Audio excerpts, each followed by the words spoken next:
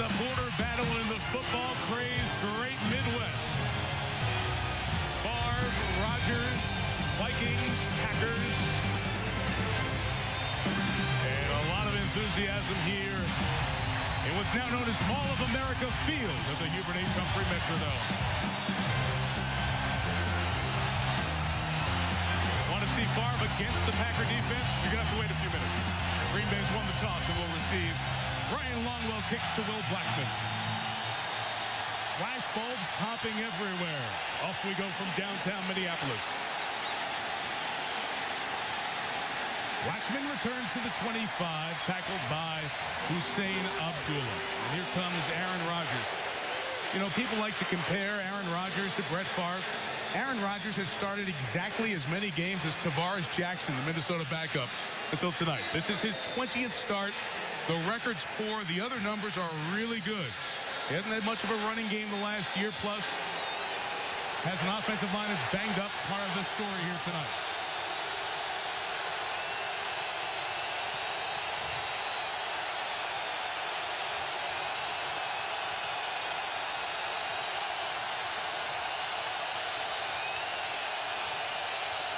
Opening drive from the 26. Ryan Grant left.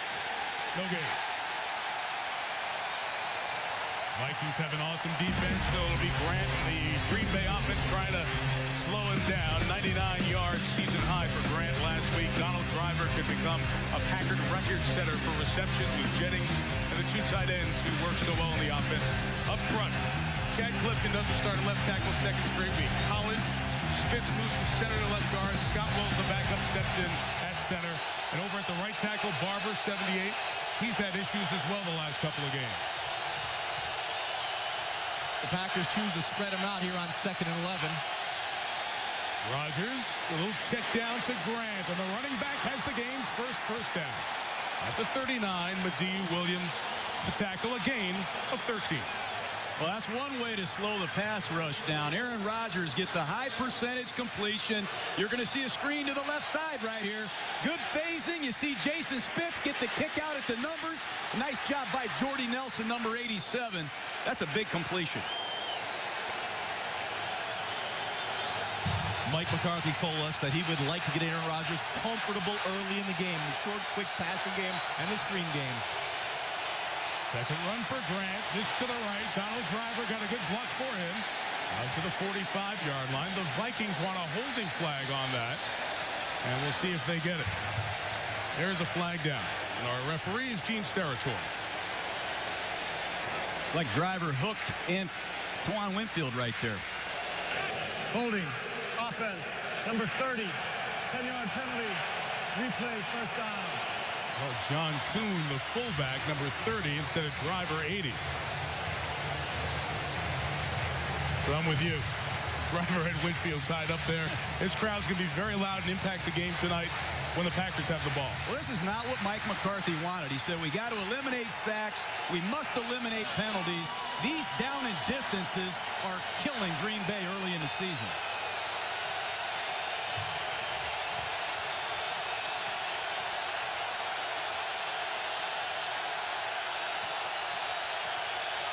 Chad Greenway brings blitz.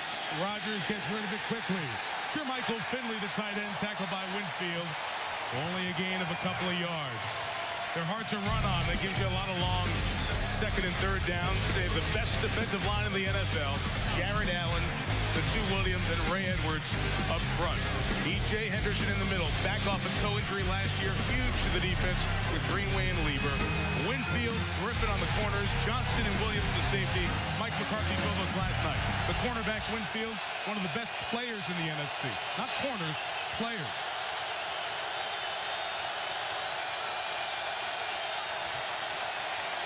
Second and 18. Quick dump to Donald Lee, the tight end. Hurdling across the 40 and a couple of yards shy of the first down. Guys, they're getting rid of it quick to beat the pass rush. That's another screen pass. Yeah, screen pass is going to be big in this game. You want to slow down the rush any way you can. You can see Donald Lee right there, a little tight formation. Chips on the pass rush of Ray Edwards. Then the quick release by Aaron Rodgers. Get the ball in space with offensive linemen out in front. And, of course, that will slow down the pass rush as well when Aaron Rodgers gets rid of the ball quickly. Vikings lead the league in third down defense. Gain of 16 leaves 3rd and 2.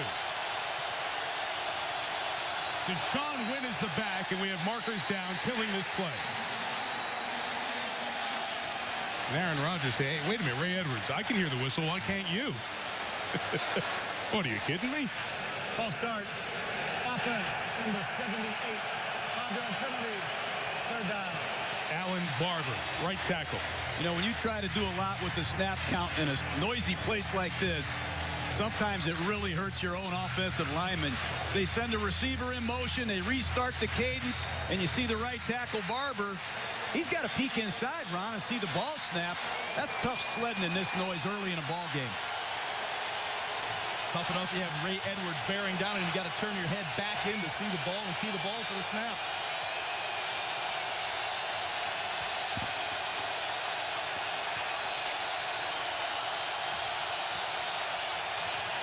Pressure comes from Williams. It was picked up, and Rodgers throws complete to Greg Jennings. First down, and they're 4 for 4, picking up Rodgers out of the gate. Aaron Rodgers does an outstanding job of identifying the single coverage. You see the perfect throw to the outside. He knows he's got Antoine Winfield matched up one-on-one with Greg Jennings. He located the isolation, took advantage of it. Excellent route, drives back to the outside.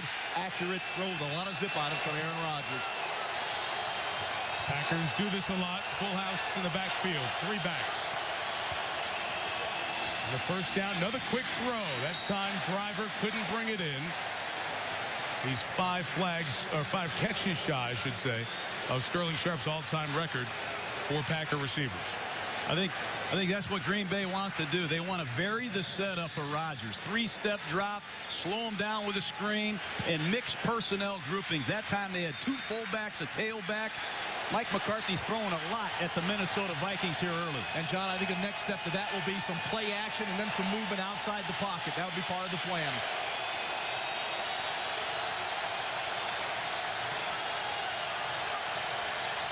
Second down, handed off inside to Grant. Gain of about 3. E.J. Henderson heading on in there to make the tackle on Grant. Ryan Grant, very productive year when he came over from the Giants a couple of seasons ago with 1,200 yards, 1,203 to be exact. But his yards per carry have gone down. Last year, a holdout with a contract and a hamstring injury. And this year, really haven't been effective running the ball as they need to be.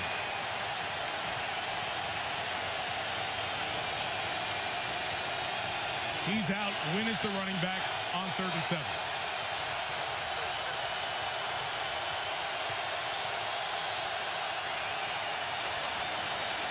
In the seam, caught by Jermichael Finley, the tight end, to the 25.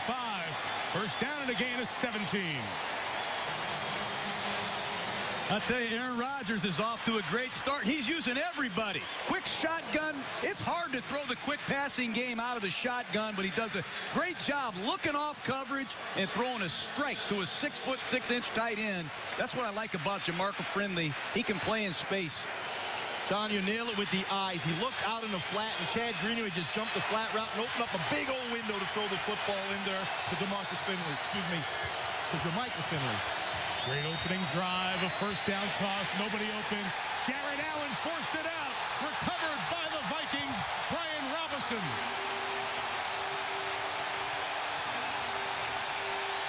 Minnesota ball.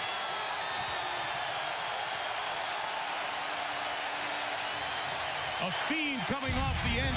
Allen got rid of Collins, got to the quarterback. They strip Rodgers. Favre on the field when you come back.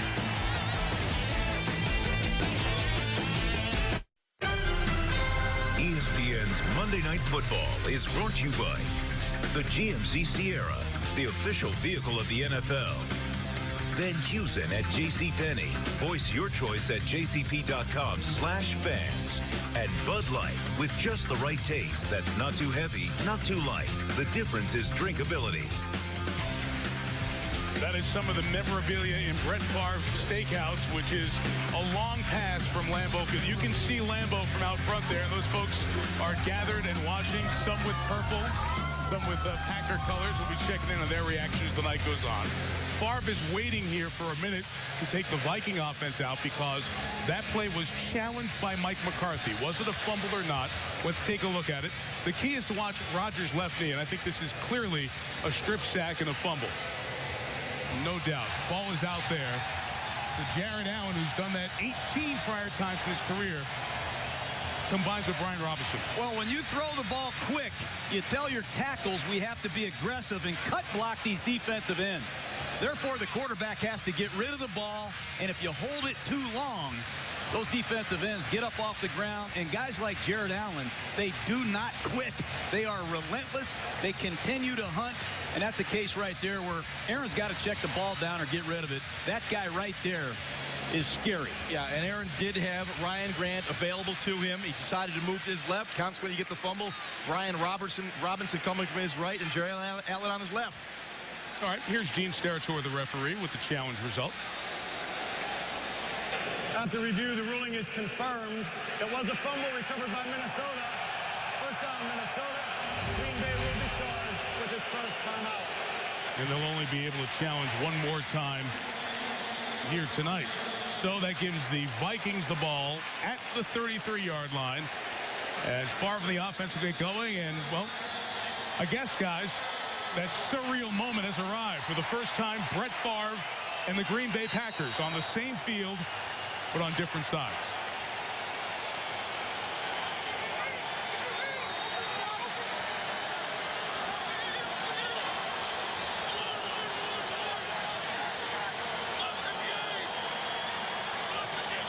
And a ton of flash bulbs going off like it's the opening kickoff of the Super Bowl. Peterson to the left. Gain of 7 out of bounds. You know that scene every year we're at the Super Bowl and all the flash bulbs go off at the first snap? That's what it was like here in the Dome as Favre got that ball. I tell you what, they're going to run the ball to the left side and watch Percy Harvin in the slot, number 12. He drives the corner off the field. That's a great physical start for the Minnesota Vikings. He got Tremont Williams off the field on that block. People focus on Harvin's speed. He loves to hit people. Matched up in the slot with Charles Woodson here on 2nd and 3. Peterson right. Good cut inside. Brandon Chiller trips him up a yard shy of the first down. Check the mark. Maybe it's close to the first down. But working with Favre, the NFL's leading rusher through 3 weeks. Only needs 7 to 8 yards tonight to retake that lead. Chester Taylor, great compliment. Darian and Rice getting on the same page with Favre. The guys up front, the right side over there, Herrera and Lodeholt, not as strong as that all-pro left side. But I want to watch Steve Hutchinson tonight. He's had a back injury. His back is certainly bothering him when we visited with him on Saturday. So let's keep an eye on him as the night goes on. It'll be 3rd and that much. You know, this short yardage situation, this was an area Brad Childress was saying he might take a shot down the field. Packers like to bring in those extra linebackers against these multiple tight end sets. I wouldn't be surprised if Brett Favre's first pass is a hard play action here in this situation. Yeah, they like to play what they call that big Okie. 3 down linemen, 5 linebackers, and 3 secondary players. You can get a matchup against one of those linebackers. They would like to take advantage of that if they choose.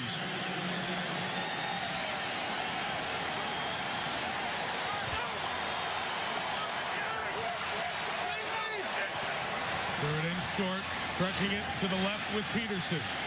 Stops on a dime, lowers the shoulder, first down. And take it to the 45. Man led the NFL last year. First time a Viking running back was the leading rusher in the league. 1,760 yards.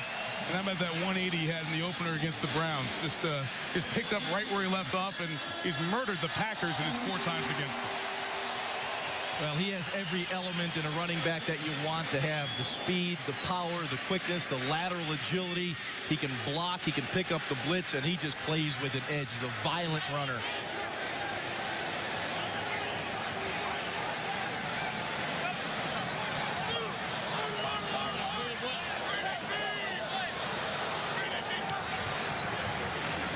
Fourth play, 4th Peterson run. And a gain of about 3 yards against this Packer defense, giving up 21 points a game in the first 3. Get you acquainted with these guys. Cullen Jenkins, one of the defensive ends of this new 3-4, is a disruptor. Keep an eye on him tonight. Aaron Campman was a rushing defensive end, now an outside linebacker in the 3-4 with Hawk, Barnett, Pofinga. Charles Woodson and Al Harris may be the best pair of corners in the NFL. They got safety issues. Derek Martin starts. Atari Bigby out for a 3rd straight game. Woodson, guy who won the Heisman Trophy. Harris on the other side. He's been doing it for 12 years in the league. They are as good as they come. First throw. Caught. Darian to the 35. Gain of 17. There's the play Brett Favre understands. X-slant. He's been doing it forever. But it looks like Green Bay, they're playing nickel against the Vikings. 2 tight end sets, but what a great delivery. And Favre knows if you throw that slant a foot in front of the receiver's numbers, you got a chance to run with it. Quick count from the 36. Peterson up the middle. Gains a couple of yards. Well, let's go back to something we talked about in Monday Night Countdown, as we have a late flag coming in from the sideline.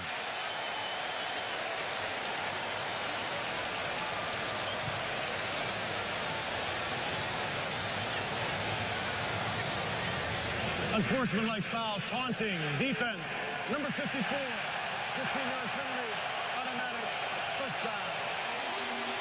That's on Brandon Schiller, who saw a lot of action last week in their setup, 3 down linemen, 5 linebackers. And there he is yapping, standing over Adrian Peterson. That was an easy call for the umpire. That's 3 big penalties on Green Bay already. That kills you. Yeah, that flips the field real quick.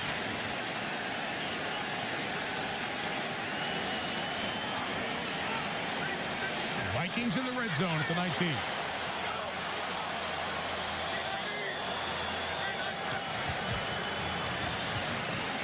Darian, who is in short motion.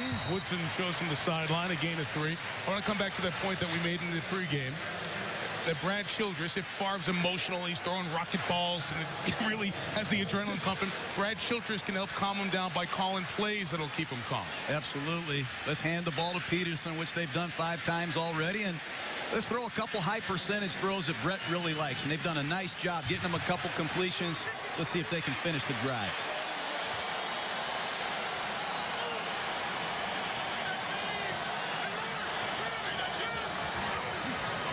Sidney Rice coming with Favre. Got it. Hit hard by the man called for the flag a moment ago, Schiller. On 3rd down coming up.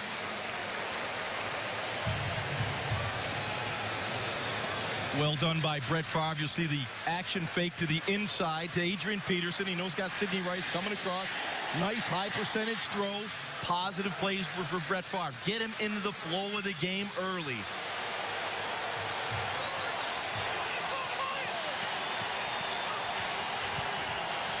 Quick out to Berrien on the edge. Breaks a tackle. Leans forward. Depends on the spot. Right at the mark. Aaron Campman, now an outside backer over there. As right on the yellow line. And that's where the chains are on that far side. So it should be a first down. Tremont Williams couldn't stop him. Well, that's what Brad Childress told us. Favre has more freedom than any other quarterback he's ever had here. And he'll give him the green light to pick that ball up and fire it to the outside and take his chances with his wideout. You know, that was a very good mark by the official over there, because that right hand came down out of bounds, and it's where the ball is as soon as you are in contact with out of bounds. So they marked it in a very good spot, a correct spot, I should say. It's 4th down. It looks like the Vikings will go for it. Favre comes back on the field. When you see number 38, the fullback Tahi coming out, you assume they're going to go with the short yardage people. It'll be interesting with Ryan Pickett, B.J. Raji's in the lineup. There's a lot of beef out there for the Packers. See the private box where Brett's wife Deanna and family are sitting.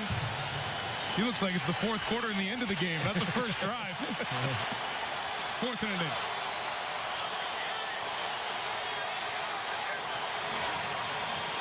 Peterson, first down.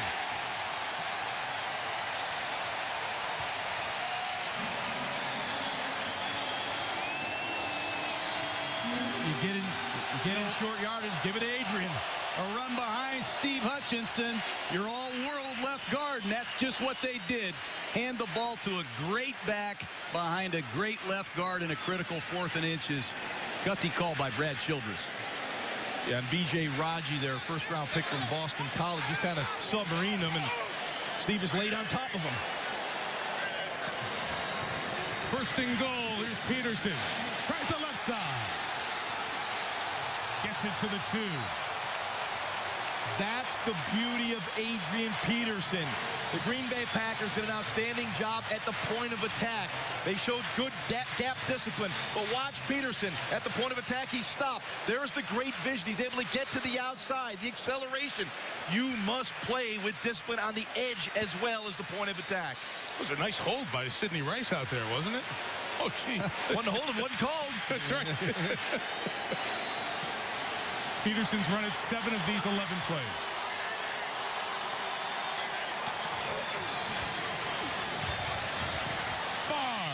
Touchdown, Shanko.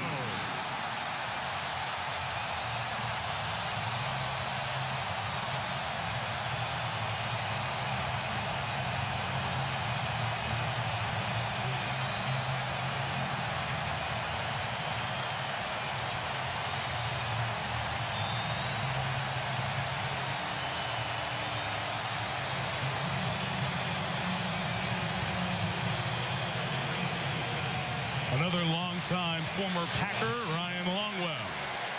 On for the extra point. Visante Shanko, the tight end, caught it. The 470th touchdown pass thrown by Brett Favre. Most of them for Green Bay. That's the first one against the Packers.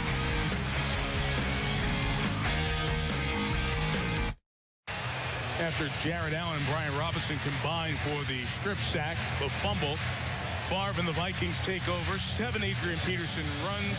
Favre 5 for 5. And Visante Shanko catches his second touchdown of the year. Will Blackman will bring back the Longwell kickoff. And he'll do it from the 5. Nice down the sideline. He's a good return man. Green Bay will take over. Decent field position at their own 33. That'd be sweet for Favre. What an opening drive it was as Deanna watches her husband throw the touchdown and then react to Brett Favre's Steakhouse in Green Bay.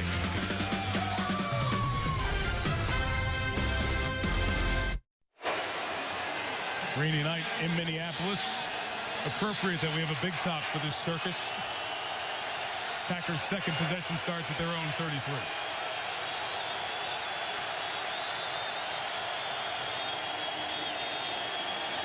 A little bootleg giving Rodgers some time to throw. That was nearly intercepted. Greg Jennings, the intended receiver. Winfield read it and almost picked it. Well, here's a play that Brett Favre knows.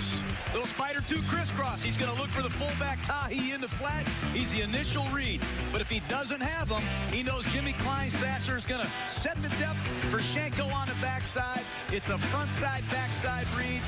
Excellent job by that quarterback named Brett Favre. His 35th one-yard touchdown pass. Most by far. Marino through 22. He's next. Second and 10. That is the fullback, John Kuhn.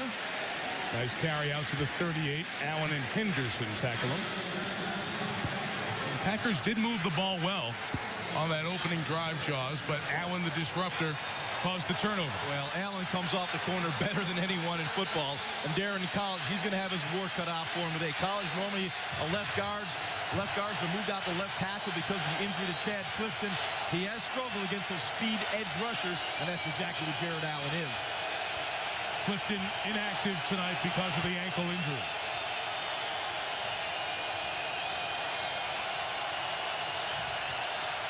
Third and 5, the Vikings bring 5. And Rodgers throws downfield for Finley, who made a great move in the open field. And Jermichael Finley takes it to the end zone and in. Touchdown, Green Bay, 62 yards.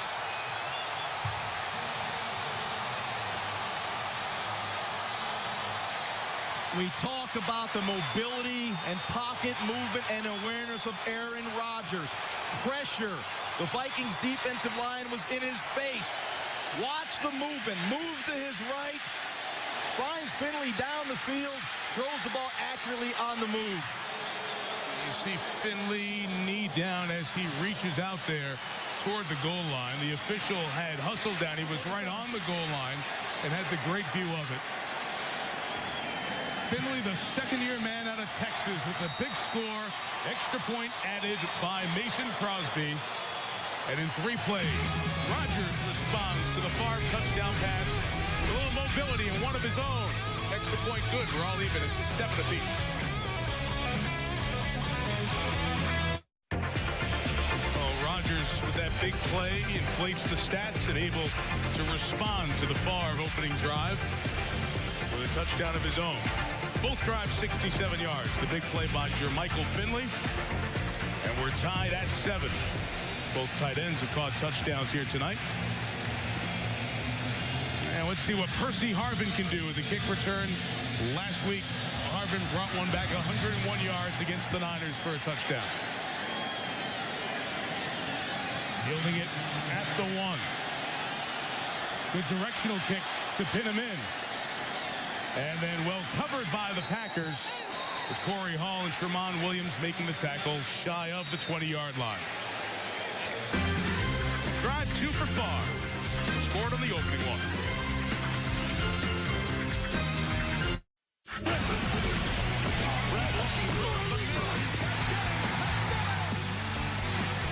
has passed Dan Marino to become the National Football League all-time leading touchdown passer. Put her in the old body. Put her in the old body. 2 years and a week ago, right here. Put it in the old vice. Touchdown pass number 421. Shaking Aaron Rodgers' hand after the touchdown pass to Greg Jennings as Favre took the final great quarterback passing milestone away from Marino. From the 18, a rocket down the middle for Berrien, incomplete, covered by Tramon Williams. Let's go back to that last touchdown pass. We mentioned so many of Brett's came with the Packers. Coming into tonight, Joe Montana had thrown 244 touchdowns with the Niners and then threw that one against Kansas City in the game against Steve Young and his old team. But tonight, Favre sets the mark for most touchdowns with one team and then throwing one against that team. 442 of that now 470 career thrown as a member of the Green Bay Packers.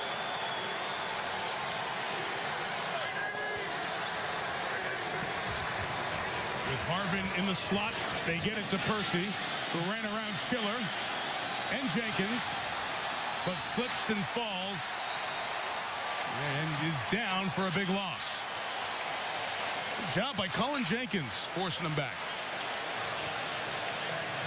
Well, design quick screen. They get the ball to Harvin out on the perimeter with blockers in front. He says, you know what, I'm going to go all the way the other side. Sometimes you better just take it north and south. The speed of defenses at the NFL level are surprising to Percy Harvin right now. Chester Taylor comes in as the back, 3rd and long.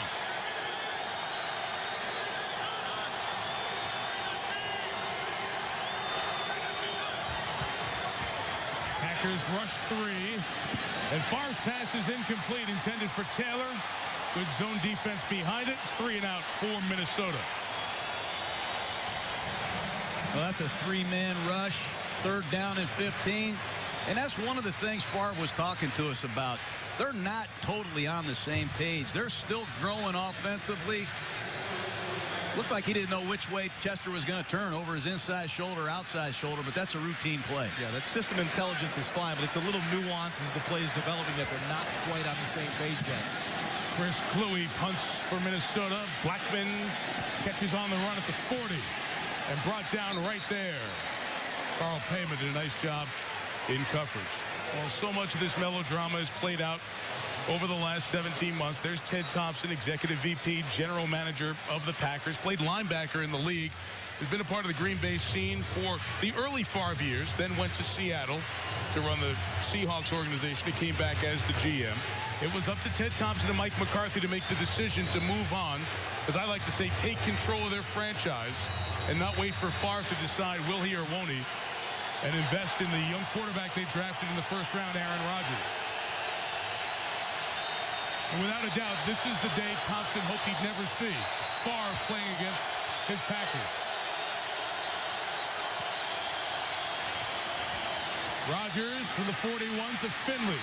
Caught the touchdown, then gets a gain of 9. Tyrell Johnson, the tackle.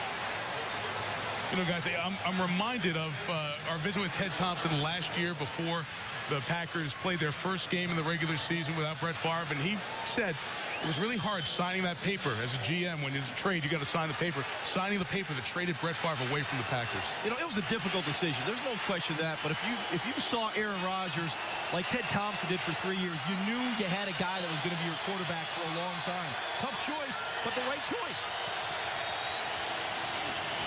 Ryan Grant, first down run into the secondary to the 43-yard line. I think you got to respect the courage and the confidence that Mike McCarthy and Ted Thompson showed. They knew what they had, and they needed to get Aaron Rodgers on the field. This is no business for the faint-hearted, guys. You know, and they love Brett Favre, but hey, you got to look to the future. Pretty good start in the opening quarter. Each one throws a touchdown. After one, all tied at 7 on Monday Night Football.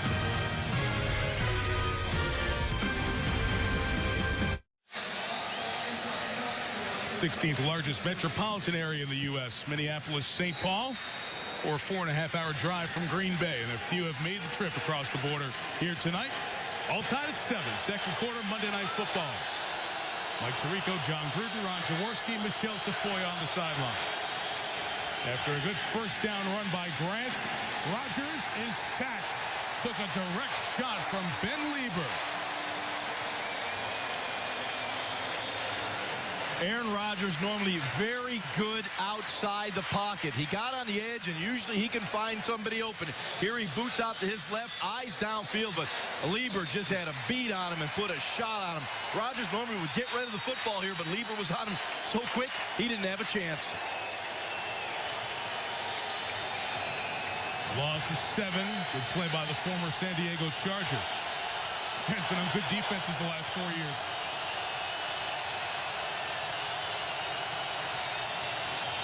Second and 17, Grant.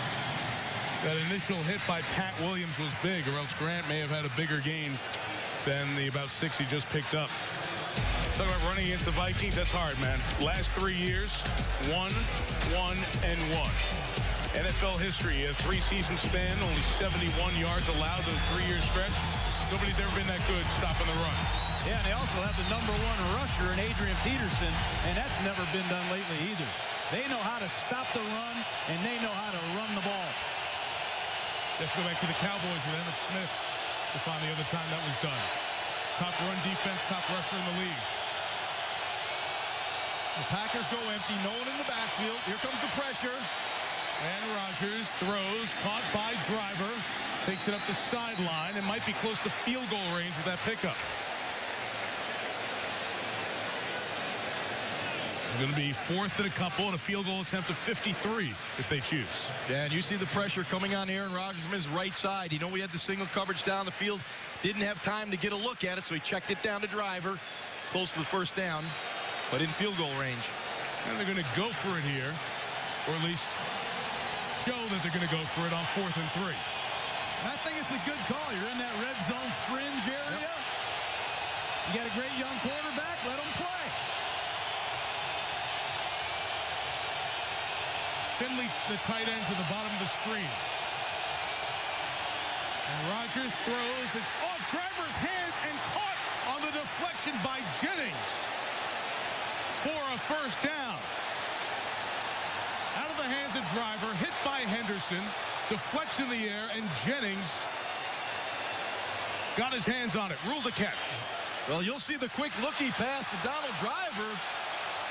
Bounces off his hands, and Jennings, Johnny on the spot, makes the catch. The question is, as it came close to the field, did he have it before it touched the ground?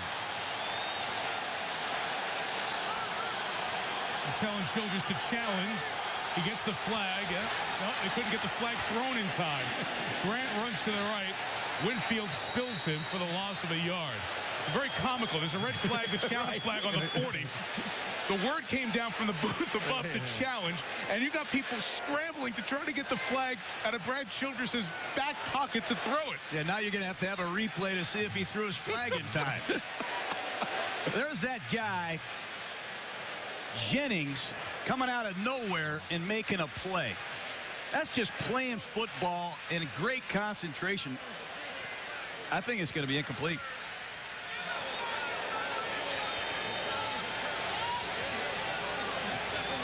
Gene Steratore, the referee, his mic wasn't working properly, but he did say that the challenge flag did not come in time. So the play counts, no challenge, and it's second down. See, John, when you work with Mike, he could read lips as well. That's beautiful. That's impressive, Mike. I'm still cracked up by assistant coaches running each other over to get the flag out of Childress's pocket. Favre's running on the field. Their husband was involved. Second and 11. Rodgers' throw is intercepted by Winfield.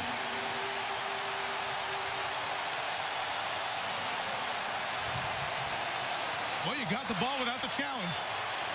21st career interception for Antoine Winfield.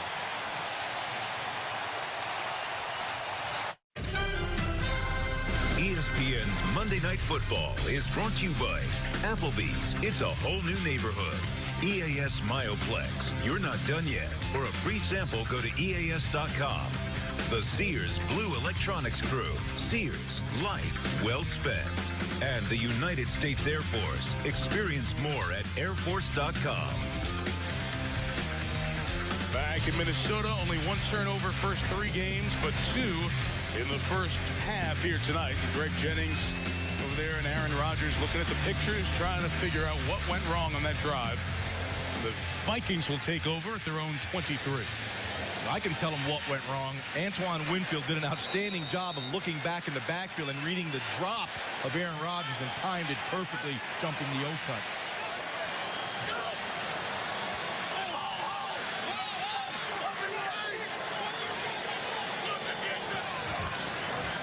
From the 23, here's Peterson up the middle.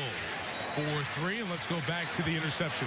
Well, here's a great play by Antoine Winfield. You see Aaron Rodgers throw it to the outside, and Antoine does a great job of baiting Rodgers. Watch him open his hips, and then he's going to plant and drive. That's an excellent play by a Pro Bowl corner, but that's a tough place on the field, Ron, to throw an out route because Winfield doesn't have much field to defend. Well, if you're the Packers now, you catalog that and say, hey, we get in another field position again. Let's try a double move on that. But if he's not getting out of his back pedal, we got to run by him. Packer injury. Cullen Jenkins had gotten up for a moment, then went back to the ground. We'll check on Mike McCarthy's defensive end after this.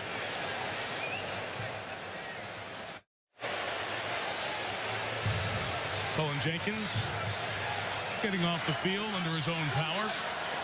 Vikings have it second down.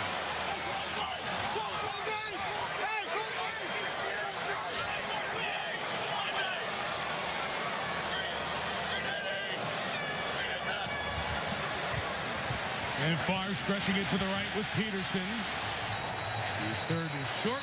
Got a Sports Center right now with Trey Wingo. Trey? All right, Michael, thank you. Florida quarterback Tim Tebow is attending class and studying tape, but head coach Urban Meyer says his star player has yet to be cleared to practice or play against fourth-ranked LSU Saturday night. Meanwhile, in New York, Giants quarterback Eli Manning diagnosed with plantar fasciitis or inflamed tissue in his right foot. Still unclear whether or not he'll be able to play this Sunday when the Giants take on the Raiders. Let's go back to Mike, John, and Jaws. Thank you, Trey. Giants, one of the 5 undefeated teams in the NFL. Minnesota trying to stay there tonight. 3rd and 2 for Favre. Rocket shot caught by Rice. Tramon Williams fell down. First down. That was a confident throw by Brett Favre, and he really had to trust Sidney Rice. Tramon Williams was really in good position with his tailgate. Brett looks out to him, and he's going to slide this one in the backside shoulder. What a terrific throw. Watch Charles Woodson in the slot against Percy Harvin. He said, I'm going to mix it up, and he did right there. That's like watching Hearns and Hagler. Gain of 24. Peterson out the back door. First down. Mike, we opened the telecast by talking about gap discipline. You give a little gap to Adrian Peterson, he will find it. Goes to the right there. Now he sees that seam. You see Ryan Pickett right there. He lost his gap, and Adrian will find it. Gap discipline. They got gap discipline. Sometimes it doesn't matter with this guy. You can give those clinic speeches all you want. There's no sports car you can stop on a dime and turn that fast and get up to speed. He's ridiculous. Yeah, no, John. After the gain of a dozen, Chester Taylor will run. Favre looking deep. It was covered. Takes a shot anyway. But it's incomplete.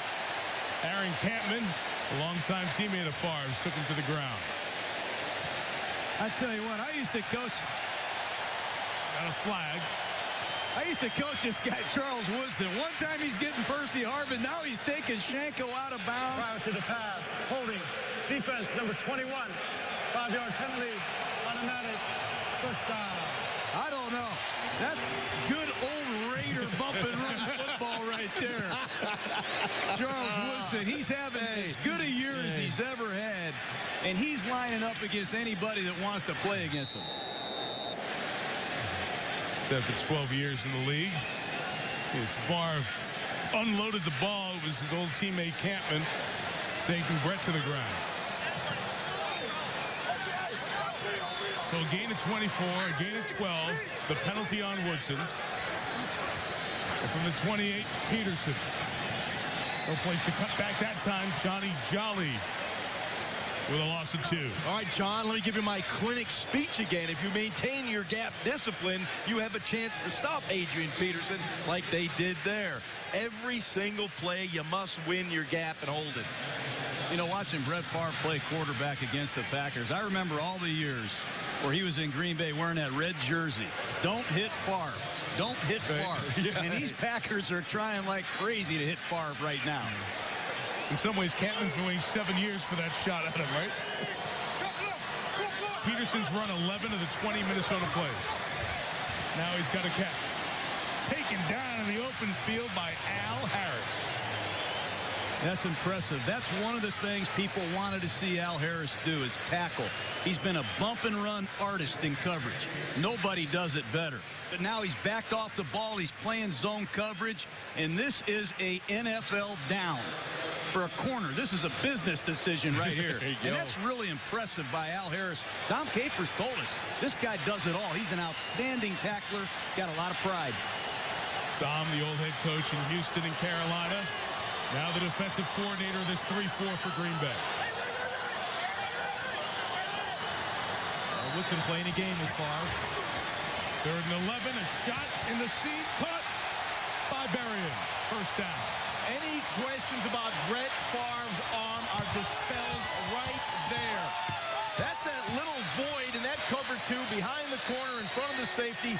Very few quarterbacks make this throw on a consistent basis. Look at this laser over Al Harris to Berrien just before the safety can get there. What a throw by Brett Favre. And it's big if the Vikings can get Bernard Berrien back in their offense. They've missed him. He struggled with that hamstring early in the year. Last week's hero, Greg Lewis, first snap on the field tonight. Top of your screen. Caught the game-winning touchdown pass from Favre.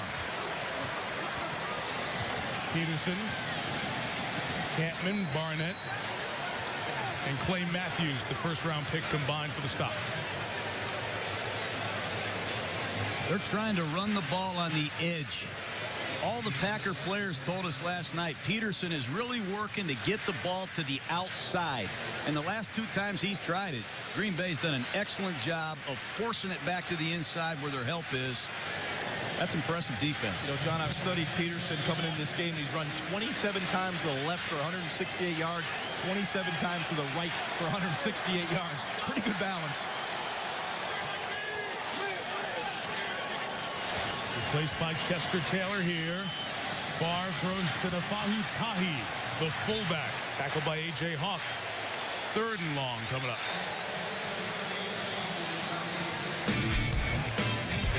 Yeah, Favre has not been throwing the ball deep down the field. You can see behind the line of scrimmage in the first 3 games, 21 of 28. But look at those 11 to 20. Only 4, 13, and 21 yards, 2 of 6. Only 19 throws through 3 games have gone more than 10 yards down the field. We all saw that great throw to Greg Lewis last week to win the football game, but that has not been symptomatic of how Brett Favre is throwing the football. It's been kind of a check-down passing game for him.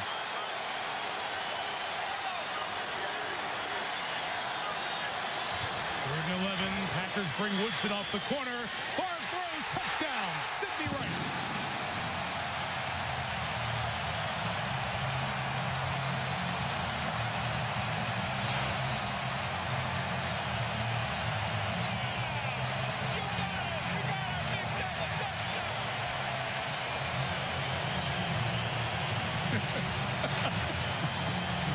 He knocked Chester Taylor down on that one.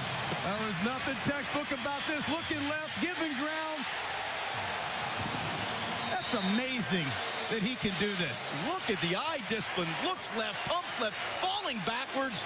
Throws a strike to Sidney Rice for the touchdown. You know, if you're teaching young quarterbacks, this is what you teach them not to do. Yet Brett Favre, he gets it in just about every time. It almost hurt Chester Taylor celebrate. Yeah, right. Pair of 3rd and 11 conversions, including the touchdown to Sidney Rice. 14-7 Minnesota.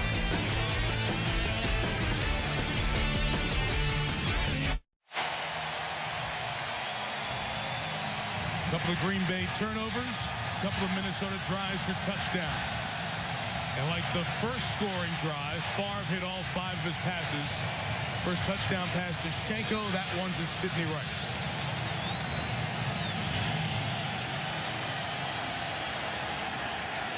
Blackman got a running start. Took it from the 5. And Will spilled to the 25, and he's shaken up, grabbing his left leg. One of 2 Packers injured on that kick return. Blackman immediately grabbing for that left knee. So we'll check on the injured Green Bay players as we step out. Oh, back in Minnesota. First, the good news, Matt Giordano, backup safety, one of the 2 Packers who were injured, got up and walked off under his own power. But unfortunately, Will Blackman, the punt returner, has not. And great concern over there. Let's watch his left leg as he plants and goes down in a heap.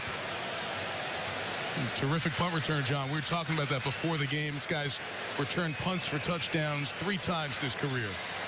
Outstanding return, man. 55 kickoffs he returned last year. He's returned 3 punts for touchdowns the last 2 seasons. This guy does it all in the special teams for Green Bay. Hope he's all right.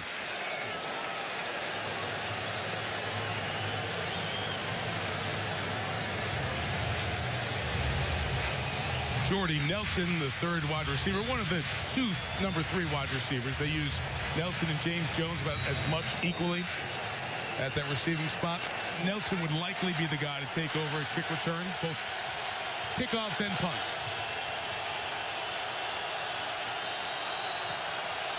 Packers take over from their own 25.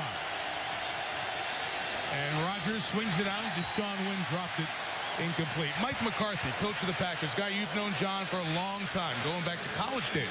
Known this guy a long time. He is a great teacher. He believes in drafting and developing. And back in 1991, when I was a receiver coach at Pitt, Mike McCarthy and we worked together. Look at him. I'm trying to help him hold the bags for our wide receivers. Mike giving a look. Look at this guy. Look how young and great Mike looked. Then we put a helmet on him just to give him a better look. That guy's a great friend and a great coach. I like those sweatpants. He loves football. You'd love to play for him, Ron. The 25, Rodgers, 5-yard gain. A hard hit on Donald Lee, the tight end. So he was your graduate assistant when you were coaching at the University of Pittsburgh. Who were some of the guys who've influenced him along the way? Well, he's been well trained. Paul Hackett was the head coach, great offensive mind. Went on to Kansas City with Marty Schottenheimer. Marty Schottenheimer has had a real impact on Mike in terms of turnovers, how to run a football team, but I love that guy's work ethic. I mean, he loves football 24 hours a day, 7 days a week.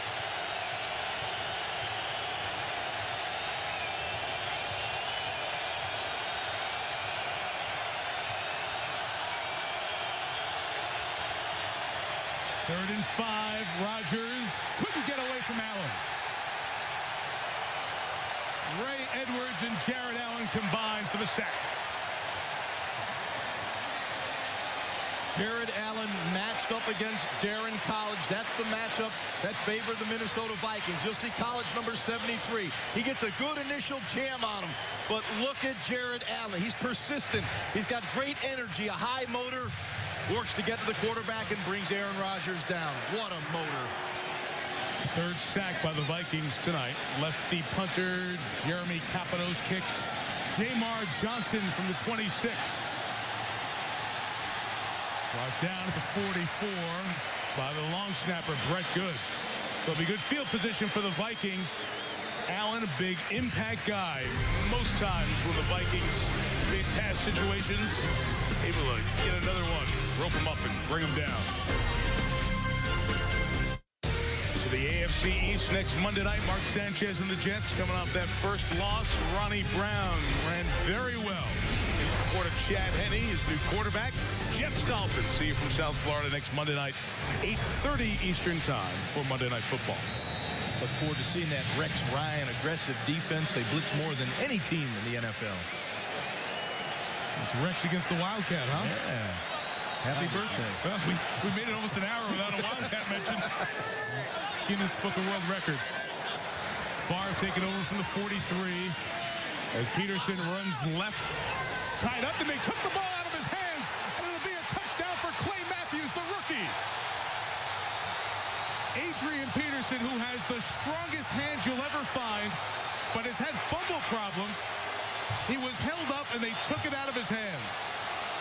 And that's what you talked about, John. The Packers, every day in practice, work on holding them up and taking the ball away, and that's what they did.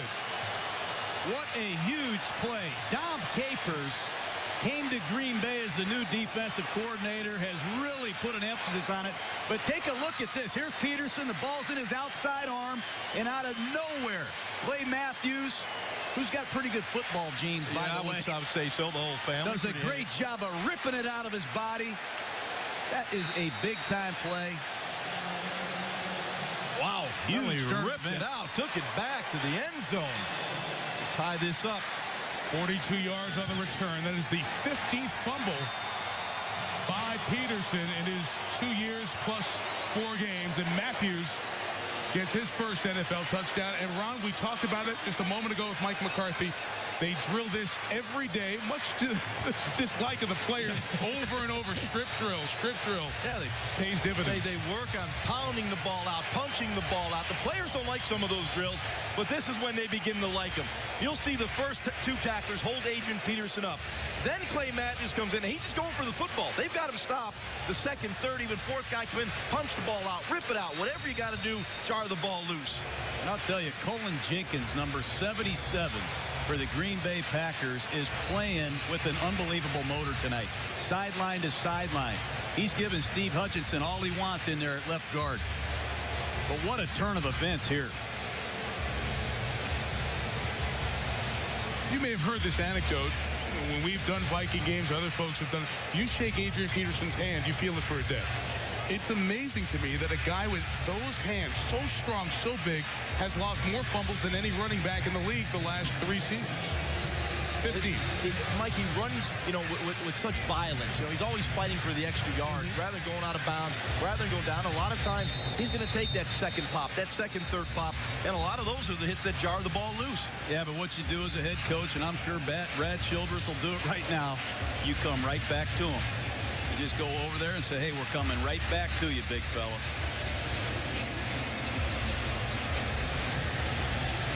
Peterson got off to a pretty solid start. 10 carries for 46 yards. But since then, a run for -1, a run for -1, that one for -2, and the fumble. Percy Harvin in a tie game. He is popped by the fullback, Corey Hall. I know we're a long way from the field, but I felt that one up here.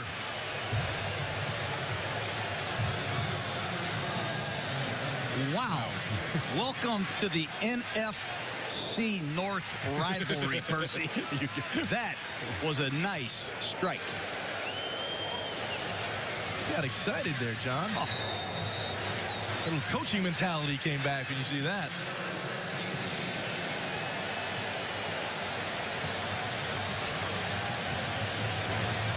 A little quiet in here right now.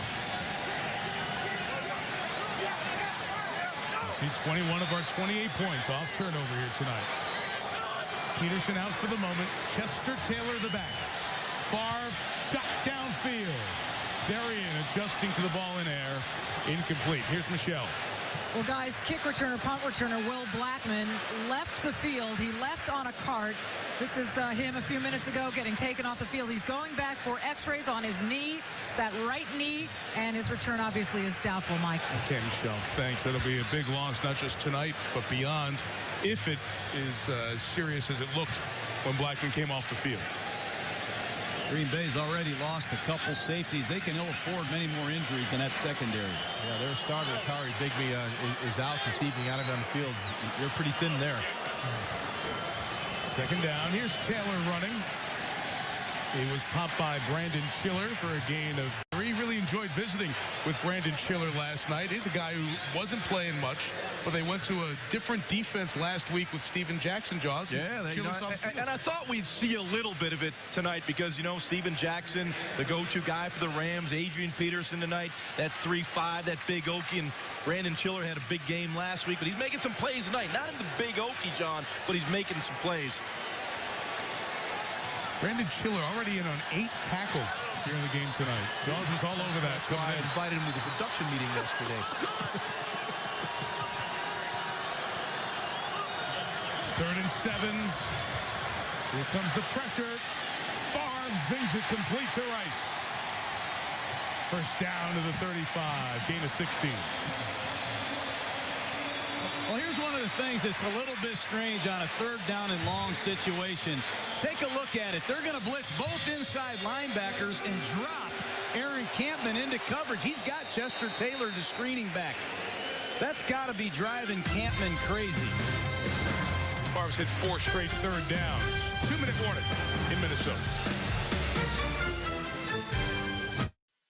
Over the last 13 years, people have been asked to replace Hall of Fame quarterbacks. Replace Marino, 14 different guys, 1 playoff win. Replace Aikman, 10 different guys, no playoff wins. Elway, 9 have tried, only 1 playoff win. How about Steve Young? 9 different since he replaced Montana, 1 playoff win. And Jim Kelly, 8 different starting quarterbacks in Buffalo since Jim retired, no playoff wins. Point is, for Aaron Rodgers, over the last 13 years, after that great era of quarterbacks we went through the 80s, not many people have done what he's trying to do. Replace a Hall of Famer, replace a legend, and continue to be a playoff team. Some of the tasks that he has over the next few seasons. And the first head-to-head here tonight. Chester Taylor, big opening. Gain of 19 into Packer territory. I was waiting for a screen pass. The Minnesota Vikings do this as well as any team in the league, and they love the screen to the left. Take a look at it. Watch left guard Steve Hutchinson, number 76. He usually leads the screen. They get the ball out on the perimeter, and Chester Taylor is as good a receiving back as there is in the NFL. Yeah, and some props to John Sullivan, the center. Got out in front as well, John. Minnesota, full complement of timeouts against the 3-man rush. Strike for Harvin. Mega man miss. And Harvin, first and goal to the 4. Gain of 42. Well, is that down the field enough for you, Jaws? Yeah, That's a laser. That's a 1997 vintage Brett Favre bullet. All go special. He looks right down the field and hums it, man. This guy's going to be 40 next week. Now say this, Percy Harvin, he's coming alive as a wide receiver in this league. He just got hit on a kickoff return. That's a way to come back and make a big play. Minnesota in no hurry, trying to milk the clock here. Didn't use a timeout. Peterson checks back in. Favre intercepted. Did Woodson hold on? Let's see. There's a flag down, too.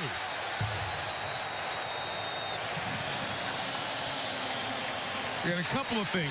First the flag, then did he hold on?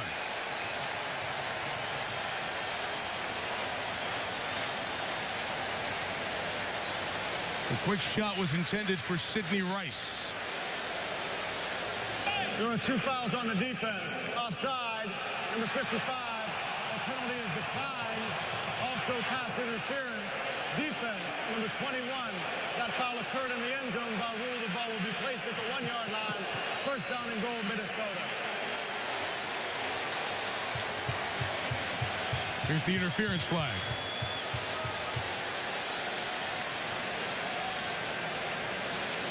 I don't know. Man. Now, you got to reward excellence once in a while. That looks like a great play. That guy's making a phenomenal play in that situation, Woodson. You still have the offside flag. In any case, first and goal for the Packers with 3 timeouts. And Favre gives to Peterson. Touchdown.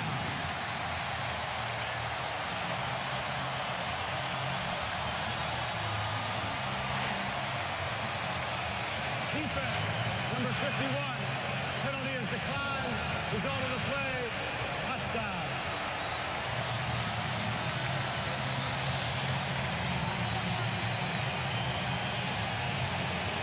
Well, Adrian Peterson atoned himself for his fumble. Little misdirection to fake the tie and give it to Peterson back on the left side behind Steve Hutchinson and Brian McKinney. John Gruden may have scored on that one. It was so well blocked. That's the Dayton Flyers. You saw the jump by Papinga, the offside. It didn't matter. Longwell adds the extra point. Some kind of game, huh? 21-14. If you're just tuning in for Favre's first game against the Packers, he's 14 of 17 passing, and he has thrown some on-target shots. Are you telling me he's 39 years old? 40 next first game here? Amazing. What he's putting on tape right now cements him as a living legend. He is having a blast. I can't even get over the first half he's put together, Jaws. Woo. I mean, he's made every throw. I just can't imagine this guy next week, 40 years old. I mean, the ball is spinning. He's accurate. The throws, those seams are getting about 9 feet off the ground. Just phenomenal.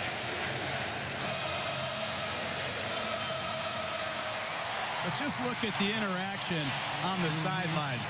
It's just fun to watch him interact with his teammates. Yeah, we were back here in the preseason out at training camp, and clearly Brett Favre brought an energy and attention to the Minnesota Vikings, and the players are feeding off that. They love the spectacle you have here tonight.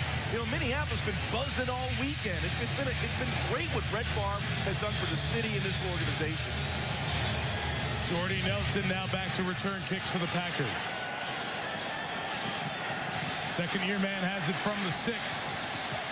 Up the sideline, nice return to the 38. And a flag is down on the return.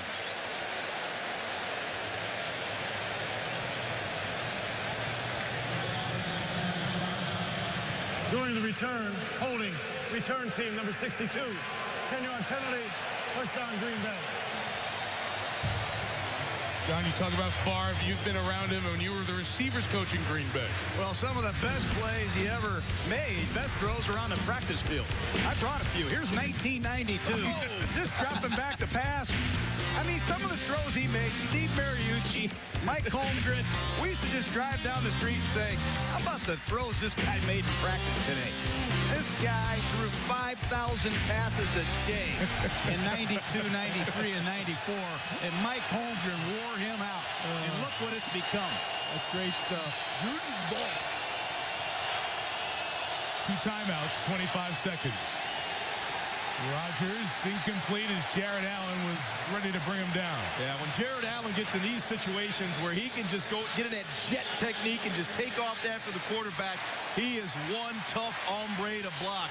You'll see him here coming off the edge against Darren College. This is just too much speed, too much quickness. He's back there almost before Aaron Rodgers had a chance to set his foot in the ground. A sack and a half and a couple of other hurries Green Bay might just want to be real careful right here with 21 seconds and get back to the locker room. Hey, remember, Minnesota has all 3 timeouts, too. They can force them to punt it. Deshaun win the run. Gain of 4, timeout Vikings. Good job by Childress to use the timeouts here. We have a Toyota halftime show coming up with Chris Berman and Tom Jackson. Fastest 3 minutes. But the play Brandon Marshall made at the end of the undefeated Broncos victory over the Cowboys. And they'll look ahead to what Tommy and Boomer see for the second half.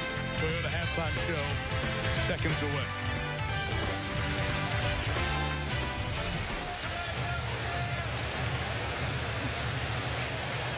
Watching Brad Childress, who now has the opportunity to coach Brett Favre, something you were part of the staff in Green Bay. What was it like being around him in the early days?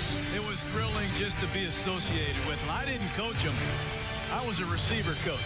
But every day you showed up at the stadium, you knew you had a chance to win. I love being associated with that guy. I miss him. Oh. Unbelievable energy he brings to a football team. You were pretty buff in that shot, by the way. Good. What happened? 3rd and 6. Rodgers buying time. Got rid of it for a big first down pickup for Deshaun Wynn, who got out of bounds. It's big because the Vikings would have called a timeout, would have gotten the ball back, and maybe had a shot to the end zone, a free play, if you will. But they won't get their hands on the ball on offense again this half. Be interesting to see what Mike McCarthy dials up here. 6 seconds, move the pocket, maybe throw one of the Hail Marys into the short side of the field. That's all you got left right here, Jaws. You better block that guy right there, Jared Allen, because he's kicking his heels back and he's coming after Aaron Rodgers.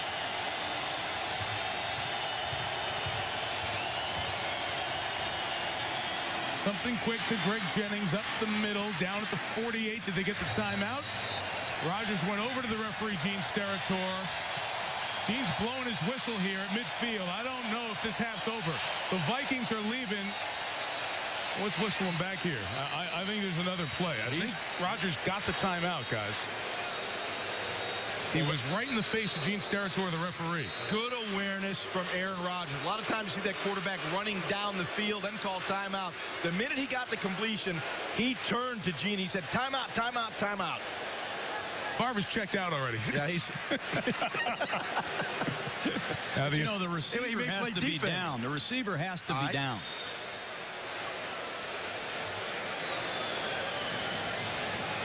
Well, let's see. As he goes down, let's listen to Gene as we watch this. Yeah, look at Rodgers making that call. At the time the runner was down, Green Bay had called timeout with 1 second remaining in the half. With the game clock operator, please reset the game clock to 1 second. Thank you. And Steratore was very specific answering your question. At the time the runner was down, he was calling the timeout.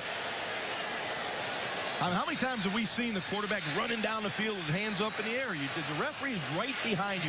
Throw the ball, have your hands in that tee so he knows the minute the runner goes down, hey, play's over with. Got themselves an opportunity for another play down the field.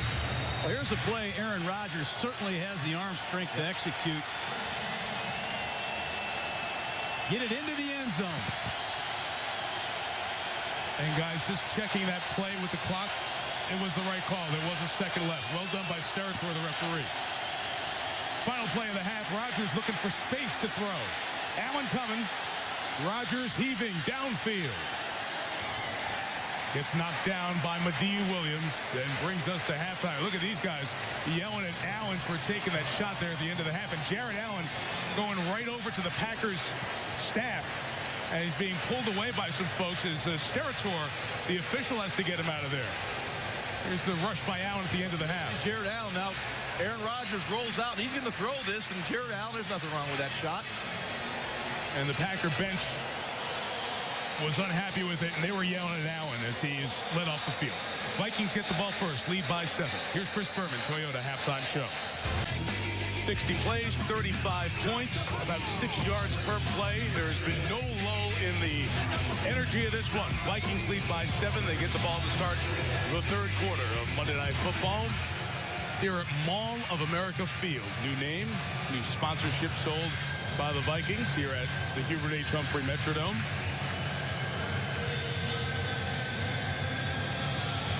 Mike McCarthy's team has watched Brett Favre go 14 of 17 in that first half with a couple of touchdowns. See what Percy Harvin will do with this one. He'll just take a knee. Favre will start at the 20. What does Green Bay need to do, John, in the third quarter? Well, I think defensively, Dom Capers feels pretty good about stopping Adrian Peterson. 14 carries, 43 yards, but they got to get after that guy named Favre. They got to get Aaron Campman after the passer a little bit more, maybe even some creative pressure, because Brett is way too comfortable. Yeah, I think offensively the Packers, it's about pass protection. Jared Allen's been all over the field. Darryl College having a tough time with him. Keep it tight end and keep it back in, chip him a little bit, give Aaron Rodgers a chance. Yeah, the 2 turnovers by the Packers turning into Favre touchdown-led drives and 14 points. Well, the Vikings start this drive at their own 20. Peterson trying to cut it back. It's a pretty nice tackle there by Johnny Jolly with a penalty marker down.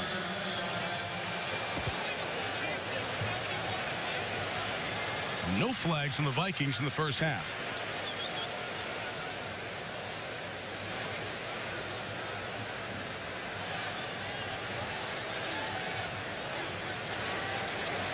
Asking Mike McCarthy if he wants to accept this one or decline it and make it 2nd and 9. Illegal formation offense. Number 71, the left tackle, was the widest man on the line of scrimmage uncovered. The penalty is declined. 2nd down. Okay, here's Michelle Tafoya. Well, hey, Brad Childress told me at halftime that really the 2 scores by the Packers came down to 2 plays that they've given up. Just 2, he thinks, that they've given up today. He wants his defense to get off the field on 3rd down. As for Mike McCarthy, I'll tell you in a second. You got it, Michelle. Percy Harvin in the slot. Favre to the fullback, Nafahu Tahi. Marked close to the 30s, a hair shy of the first down. Okay, Michelle, go ahead. Well, Mike McCarthy, made it pretty simple. He said, we just have to quit making mistakes. There are going to be 3 things we talk about at halftime. Our 3rd down defense, the 2 turnovers, and the penalties. We simply have to clean those up. Mike? Thanks, Michelle. Yeah, he's going to have to address that 3rd down right here. 3rd and short for the Vikings. Chance for the Packers to make a stop, get the ball back.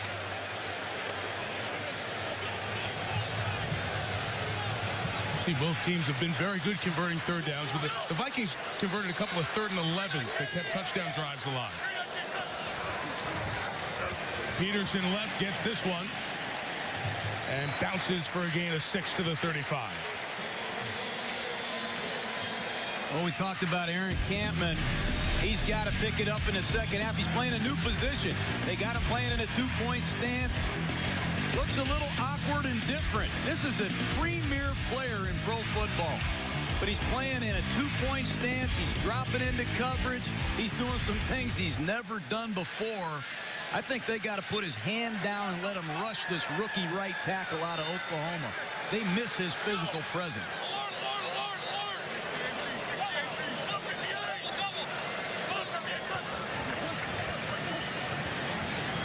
Peterson right. Hurdles out of bounds after gaining only a yard or so. You're talking about Campman and that position switch, John. It's, I guess his tutor for this is a pretty good one to have for outside linebackers. Kevin Green, 3rd most sacks in NFL history. His first year as an assistant coach here in the league. Well, there's no question that guy was a great player, Kevin Green. But Campman, in the last 3 years, has 37 sacks. That's 3rd in football. And now he's going to 7-on-7 drills, learning how to drop. I think they got to get a pass rush, and they need him to apply it.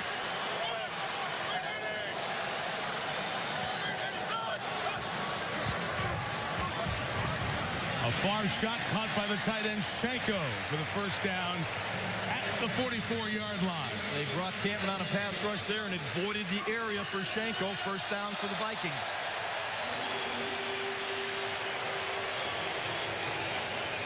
Well, here he is again, just on an inside slant, freeing up a gap for your guy, Brandon Chiller, to come around the corner on a blitz. It's a work in progress. There's no question Kevin Green, Dom Capers will get it together with Campman, but it's a whole new ball game for him playing out of this stance in a new defense.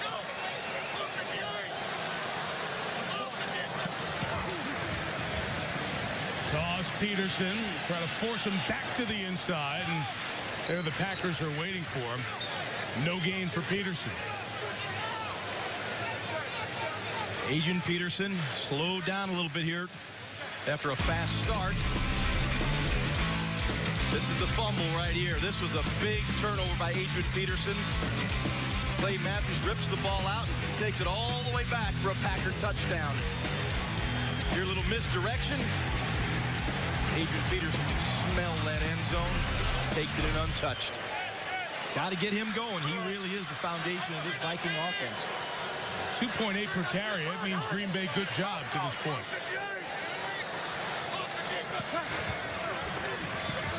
They're not getting the Favre at all. All kinds of time for Brett. And finally hits Jeff Dugan, the tight end, to the 31-yard line. Gain of 25. Yeah, this is almost embarrassing right now for the Green Bay Packers, not being able to put any kind of pressure on Brett Favre. You'll see Campman here, number 74 on Jim Kleinsass, and he backs up into coverage, looking back in the backfield, checks on Adrian Peterson, moving right, moving left. Watch the time that Brett Favre has in this huddle. No one's near him. Look at his pocket. The cradle's perfect to throw from, and he finds Dugan down the field. And now takes a quick shot for Berrien. Touchdown.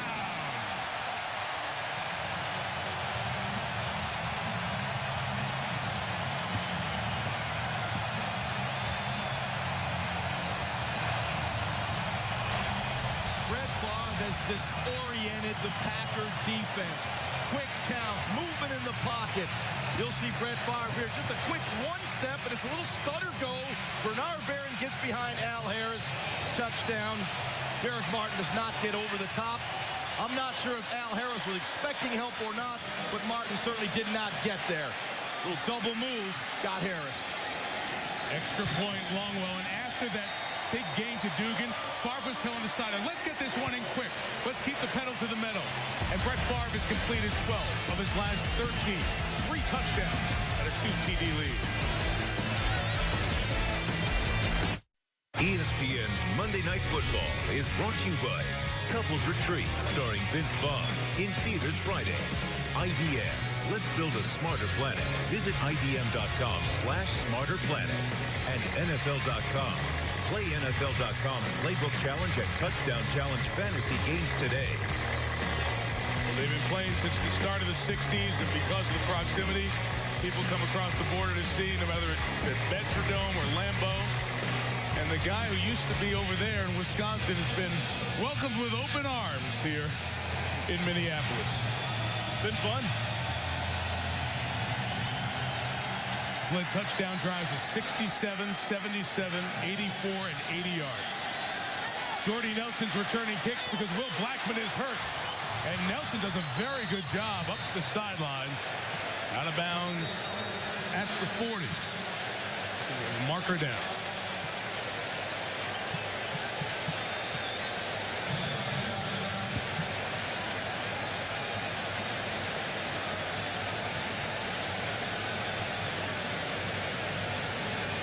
During the return, holding number 41 of the return team. 10-yard penalty. First down, Green Bay. Timeout.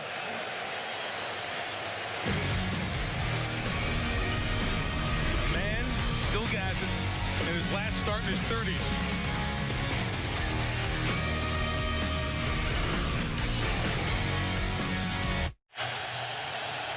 Down 2 scores, starting at their own 18. Aaron Rodgers and the Packers.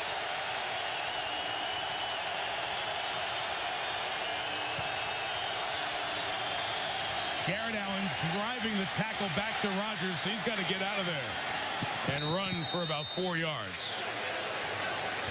Brett Favre, that last drive was just fantastic. So was his offensive line.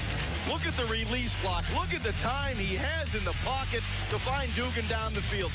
7.34 seconds. Then he comes to a speed offense. He sees Al Harris disoriented. He gives a little pump out there and then goes over the top. Al Harris played it like he was expecting help over the top. He was not. This was Brett Favre at the line of scrimmage, taking control of the football game. Green Bay has done very little in the run game tonight. Mistake there. And Allen ends up with a loss of 2. The Jared Allen's having a career night. That looked like a broken play. But earlier, he just shows sheer relentlessness. His factor grade is off the charts. The man will not quit.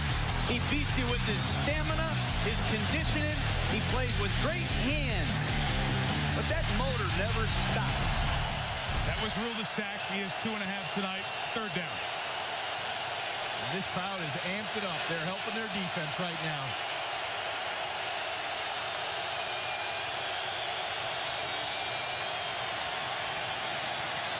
Rodgers uses his feet to buy time and hit Nelson for the first down. The second-year receiver out of Kansas State, Jordy Nelson, keeps the drive going.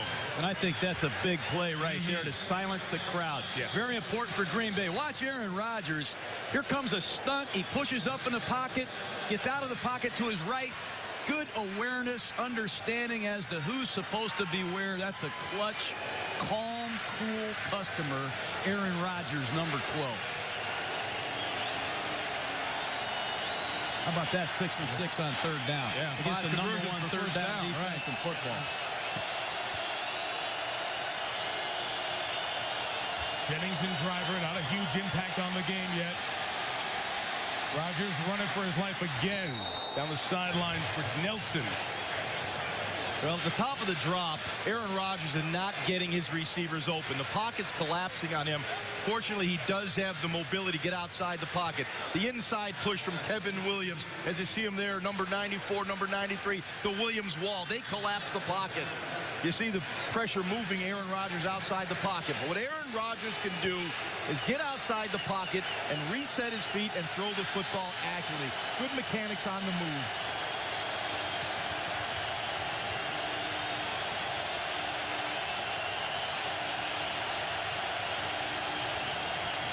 Handed off inside to Ryan Grant following the block of Jason Spitz's left guard. A couple of yards shy of the first down. Charles Woodson, who John spoke of earlier, has been around the league for over a decade. Not a bouquet thrower. But Woodson said about his quarterback, he said Aaron Rodgers would be the best in the league if we can protect him. And he hasn't been protected all year. He's been running for his life in each game. Donald Driver told us the same thing. This guy's a talented player, no question, but he shows tremendous poise. This is a big down here for Green Bay.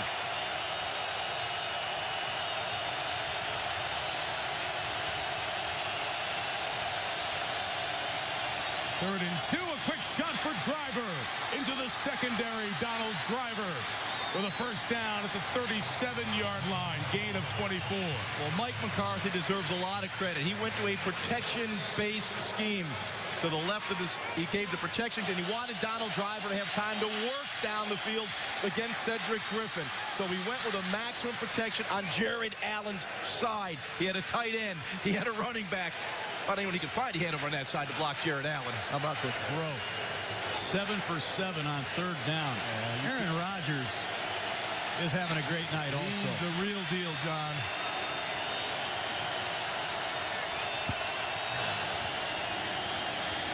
Grant left. D. Williams showed him the sideline.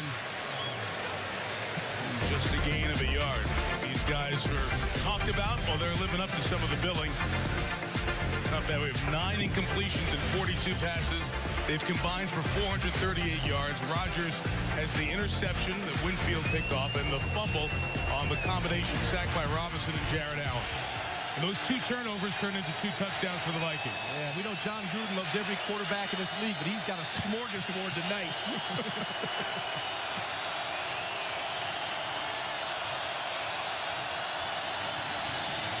Quick stuff. Back to Driver. First down at the 21. 3 catches here for Driver. Closing in on Sterling Sharp's all-time Packer record. Most receptions Green Bay history. Yeah, when you play off Donald Driver, Aaron Rodgers takes a quick drop and gets the ball out to him. Cedric Griffin expecting help underneath from Mediu Williams. It's just not there. The quick release, the instant recognition of the defense by Aaron Rodgers made that a completion.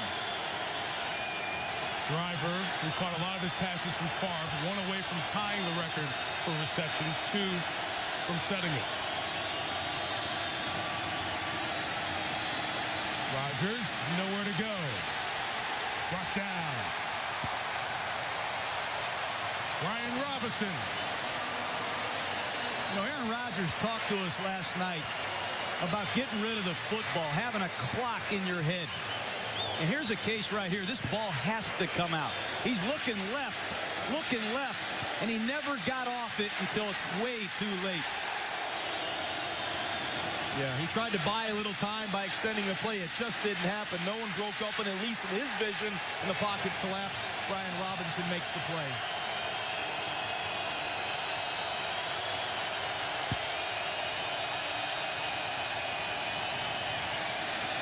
Green trying to quiet down the rush. Grant has space. Ryan Grant inside the 10. First and goal for Green Bay at the 6. Well, the best way to cool down Jared Allen is to throw that screen behind him. You know he is going to be coming up the field. Nice job by Aaron Rodgers inviting the rush, and at the last second, dumping it off to Ryan Grant. Used his offensive lineman out in front. You see Jason Spitz right there after Grant forced a missed tackle. Now you see Spitz out in front. Good job by Ryan Grant in space. Yeah, but Madieu Williams has got to make that tackle. That's why you're playing zone coverage. Heck of a play by Ryan Grant. Allen needs a break. This is the 11th play of the drive. Inside handoff to Grant, who cuts it up the middle. He stopped short of the goal line as the ball came out. The Vikings have it with Madieu Williams. E.J. Henderson and Kevin Williams made the pop down by the goal line. Let's see if it came out.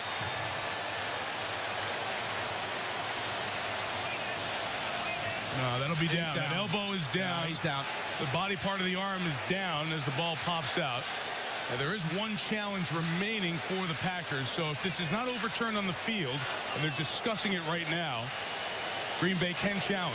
The ruling on the field is that the runner was down by contact. The ball popped out after the runner hit the ground. Second down and goal, Green Bay. And that's so important because it keeps Mike McCarthy with that one challenge in case he needs it later on in the game. Yeah, Mike McCarthy is one of the best challenge coachers in the league. 10 out of 21. He's number one all time. No. Challenges. Tom Coughlin, I think. Well, I think he's tied. He's way up there, Mike McCarthy. But this goal line defense of the Minnesota Vikings, this is where they're particularly stingy. Look for a play-action pass here on an early down. This is second and goal. Spencer Havner, an extra tight end, 41, is motioning. And they give the fullback, Kuhn, is stopped short of the goal line by Chad Greenway. Boy, it looked like he was going to walk into the end zone, but Chad Greenway does a terrific job of filling the hole, and he is short. And almost fumbled the football. What a pay by the first-round pick 3 years ago. They'll go quick here. Third and goal. Fake it to Grant. To the tight end, Finley, denied by Ben Lieber. There's that goal line defense you spoke of. You know, I spent a lot of time on the Vikings last year because we played them. And nobody played better goal line defense than these guys in purple. They are hard to run on inside with Pat and Kevin Williams. That's just an excellent job on the edge by Ray Edwards. It's kind of interesting here. It's fourth down. A field goal makes it an 11-point game, which is still a field goal touchdown at 2. They're going to go for it on fourth down. You guys like this? Love it. Mike McCarthy taking a very aggressive approach. Timeout. Play clock running down. Time to ponder the play and maybe think about going for a field goal or not.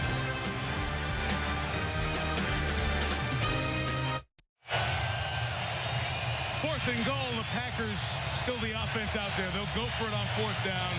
Try to get within 7 of Favre and the Vikings.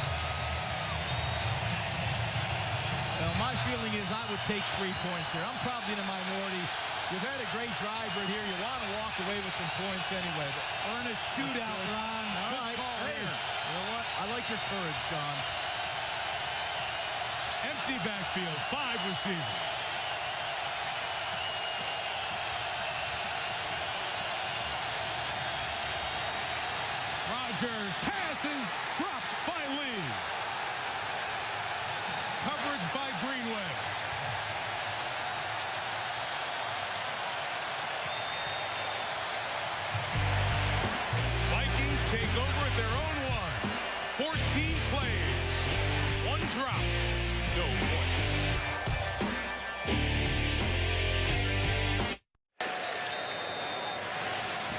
McCarthy decided to go for the touchdown from the 1, but Minnesota's defense stops him 3 times in a row. The Vikings take over from the 1. Jeff Dugan takes a fullback carry out to the 3. Back to the goal line stand. Well, they play great goal line defense. It all starts with a great effort play by E.J. Henderson. But on second down, they stuff the fullback up the middle. Third down, they're ready for the play-action pass. And fourth down, they control the pocket. And Donald Lee just needs to make that play in a big game, guys. Great goal line defense. Viking defense, great tackling. Sometimes a lost art in this league, but they tackled well, particularly their linebackers.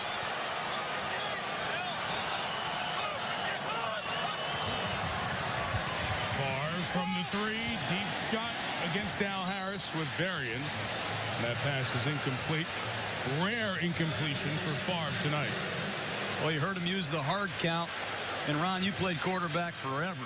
You know, back up on your own 2-3 yard line. Why wouldn't you? Yeah, you're trying to get a a free 5 yards if you can. And, boy, Brett Favre is a master at using the hard count.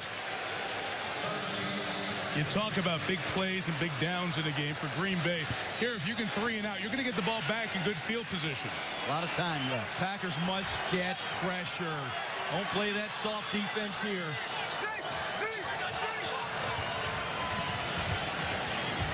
Favre throws to his tight end, Shanko, who just propelled his body through Al Harris for the first down.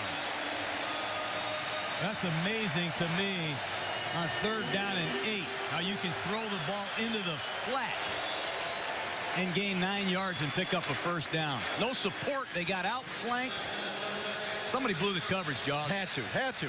You can't leave a tight end that wide open in the flat. Uncontested throw. Shanko turns it up the field. First down for the Vikings.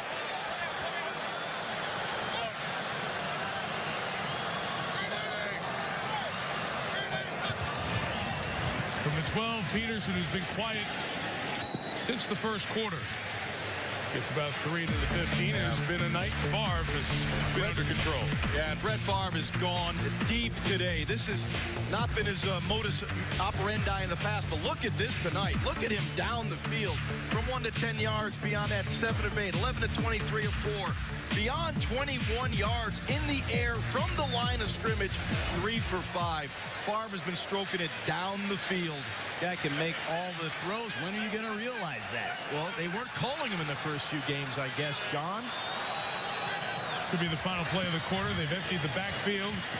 Favre throws it complete right near the first down marker for Berrien.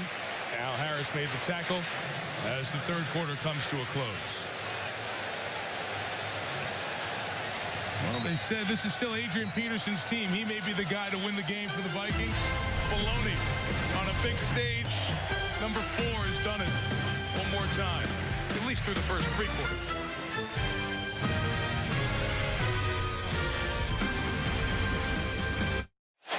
Back for the fourth quarter in Minneapolis. Vikings lead by 14 as Brett Favre has been very solid. If you look at his passer rating to this point tonight, accumulation of all the stats, 148 for the evening. His career high was that Monday night game the day after his dad passed away at 154.9. He's never had a perfect rating game of all the great accomplishments he's had. First down throw off the hands of Chester Taylor and incomplete. Brandon Chiller was tagging him along the way. You know, talking to Brad Childress, he says, when has anybody come to Minnesota and not tried to stop Adrian Peterson? Everybody tries to stop our running game. Adrian Peterson. Well, you know what? No one has ever had to game plan to stop the Viking passing attack. This guy Favre threw for over 300 yards last week. He's having a career night tonight. If this team becomes a two-headed monster that can run it and throw it, look out. You saying Super Bowl? I am. All right. Go on a limb. The 22, here goes Peterson up the middle. Stops shy of the 25. And Favre has been rolling, obviously, tonight. Mike just gave you the stats. Let's look at this performance. Play action, the movement from Aaron Campton. Just another laser to the back end zone to Shanko. I love this one. Off balance, hits Sidney Rice. And you can't do it any better than this. A little pump fake, got Bernard Berrien matched up against Al Harris. The pump fake sucked Al Harris up. Easy touchdown. Favre is just disoriented this Green Bay Packer defense. They don't know which way to turn. They've picked up their last 6 third downs. Again, time. They picked up their last 7 third downs. Sidney Rice takes it to the 37. Favre has not been sacked tonight. That's probably the most important stat. You know, I've said it a number of times, he's going to be 40 next week. He took a beating last week. You want to protect him. Look at the throw. He's making every kind of throw. The touch throw, the stick throw, reading the coverage, putting the ball on the money so Sidney Rice can turn up the field. It's those little things about quarterbacking, throwing the football accurately. Here's the first Wildcat look of the night for the Vikings. Peterson in motion, takes the handoff from Peterson to Rice, who thought about throwing. Sidney now launches incomplete. Sit down, John. Relax. I know you got all excited there. Well, that was a trick play, to say the least. You never know with Percy Harvin. He is a joker. He is comfortable in any hand. He can play in any formation. In time, as everybody was going back and forth, Cullen Jenkins hit the deck for the Packers. They'll check on him as we step out. 2-score lead for Minnesota, and this is what we were talking about. Adrian Peterson want to load up the box and stop him. Under 3 yards a carry, that's good. Minnesota couldn't do those stats on the left before 4 showed up. Now, if this continues, Adrian Peterson will start seeing some of those cover 2 looks right, that he's never seen in his career. And the better you throw it, the better you run it. You know, there's 2 philosophies. You run to set up the pass, or you pass to set up the run. You'll start getting that 8th defender out of the box, and you'll see some holes for Adrian Peterson. The injured Packer, Cullen Jenkins, suffering from cramps. Packers sideline tells me Shelley will return. 2nd and 10. Favre took a shot toward Rice, who almost looked like he wasn't ready for it, as Al Harris was over there in coverage. That's what Brett Favre brings to the table. Sidney Rice. Watch Sidney Rice here. He's going to run a clear route. He has no intention of throwing this ball. They're looking for one of the 2 tight ends.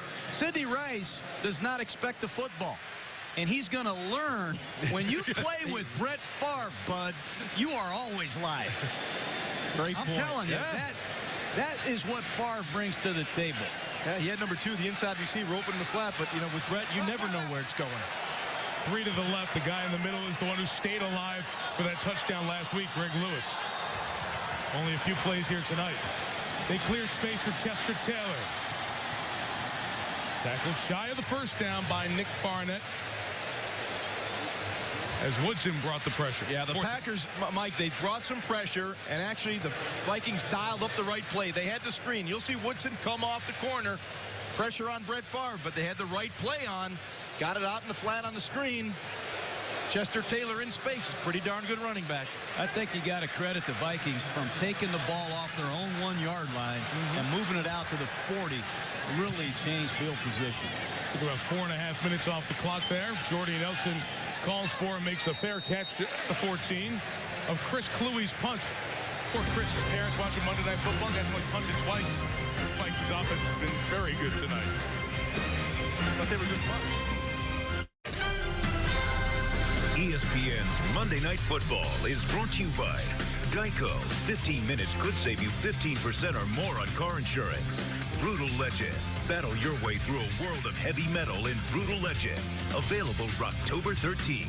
And Verizon Wireless, America's largest mobile-to-mobile calling family. Only the 2nd drive of the half for the Packers, taking over their own 15. Rodgers sacked for the 6th time tonight. Jimmy Kennedy, former first-round pick of the St. Louis Rams, gets there. And that's what Mike McCarthy said yesterday. He was more concerned with the rotation of the Vikings than anything. He felt they had 6, 7 very good rushers. You'll see Kennedy coming on the inside, right up the middle. In Aaron Rodgers' face, Darren College down. Yeah, his left tackle is filling in for Chad Clifton, who's already hurt.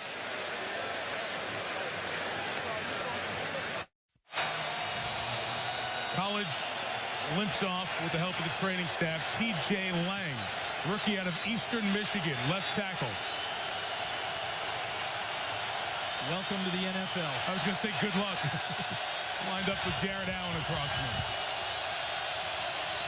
They'll just run it down here with Grant. Good run by Ryan. Try to get some of the sack yardage back to the injury to college. We'll take a look at the left guard right here. This is Jason Spitz. He's going to get beat quickly by Kennedy. And that's what happens, Ron, when you have an injury to Chad Clifton at left tackle. You take your left guard, you make him the left tackle, and that's where college was and got hurt. Spitz, who was the center, has to go to left guard. You got to bring Scott Wells off the bench to play center. Clifton's injury has caused a three-position change, and Green Bay is hurting on the line right now. And they're confused at the line of scrimmage. And it's 3rd and 7. And a snap goes to Deshaun Wood, a direct snap. Intentional diversion there, I guess. Yeah, that was a gimmick. And a couple of yards shy. They got me. Well, notice what happened when Lang came in the game at left tackle. They ran back-to-back running plays. Yep. The Packers have given up 6 sacks tonight, and that's 18. And we're here in the 4th game of the season. The Packers have been sacked more than any team in football, but I think those are 2 good calls by Mike McCarthy, given the status of their offensive line. Arvin back for the punt from Campanos. Beg your pardon, Jamar Johnson back. Took it at the 27. Johnson cut it up the middle and returned it near midfield.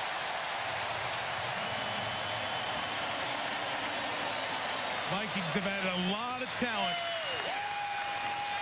And a lot of people who can make plays around this guy, too. Brett Favre, who's had a picture-perfect night against his old team.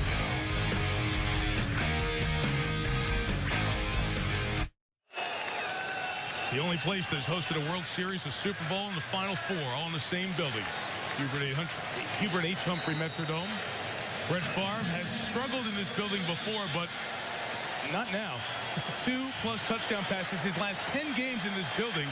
That's an NFL record in this building. Nobody's come in here as a quarterback and thrown 2 or more passes for touchdown in 10 consecutive games. So he's got it figured out here now. Woodson with the tackle on Adrian Peterson. You talk about Favre and his ability to play in domes and out of the bad weather the rest of this year. Going to move that record to 500. He struggled in domes early on. Here and at the old Pontiac Silverdome. 6 more teams come in here this year. And then a couple of games on the road will be inside. One in St. Louis and Arizona could be inside with their retractable roof. But you know that'll be good weather. And, John, you've been talking about that since Favre signed 7 weeks ago. Sure have. You think it's important for him? I think it really helps a quarterback. I couldn't agree more, man. You know you got perfect conditions every single time when you walk in his dome. And when you're getting 40 years old, that certainly helps. Peterson looking for space. Loss of 1. And I'll go back to that last statistic I saw, Ron. Brett Favre, just so we're all on the same page, played 16 years in Green Bay. That is correct. They play outside. So every dome stadium he played in obviously was on the road. It's hard to win on the road. And some of these road teams, like the Minnesota Vikings, were very, very good. But I think he looks pretty comfortable in this dome stadium. I think he's warming up to it tonight. I would say that's a good assessment. Getting used to it. Yeah, you're getting pretty good at this analyst stuff.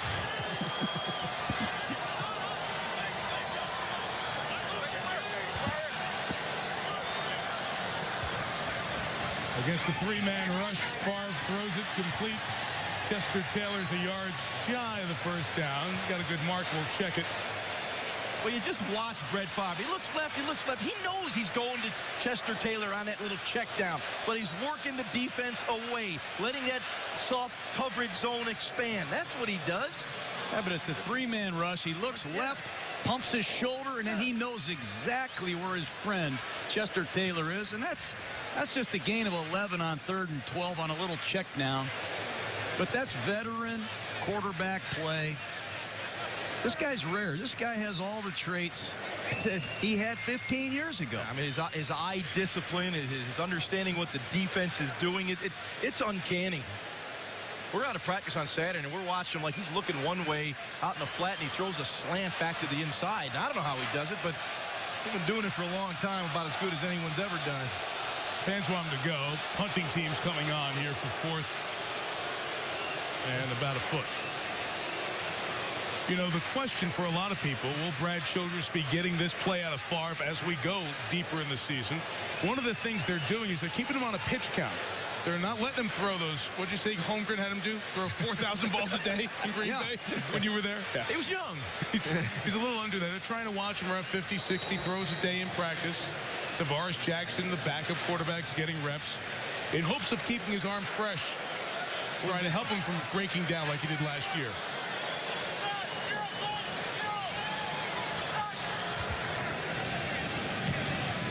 Chris Cluey tries to kick it to the sideline.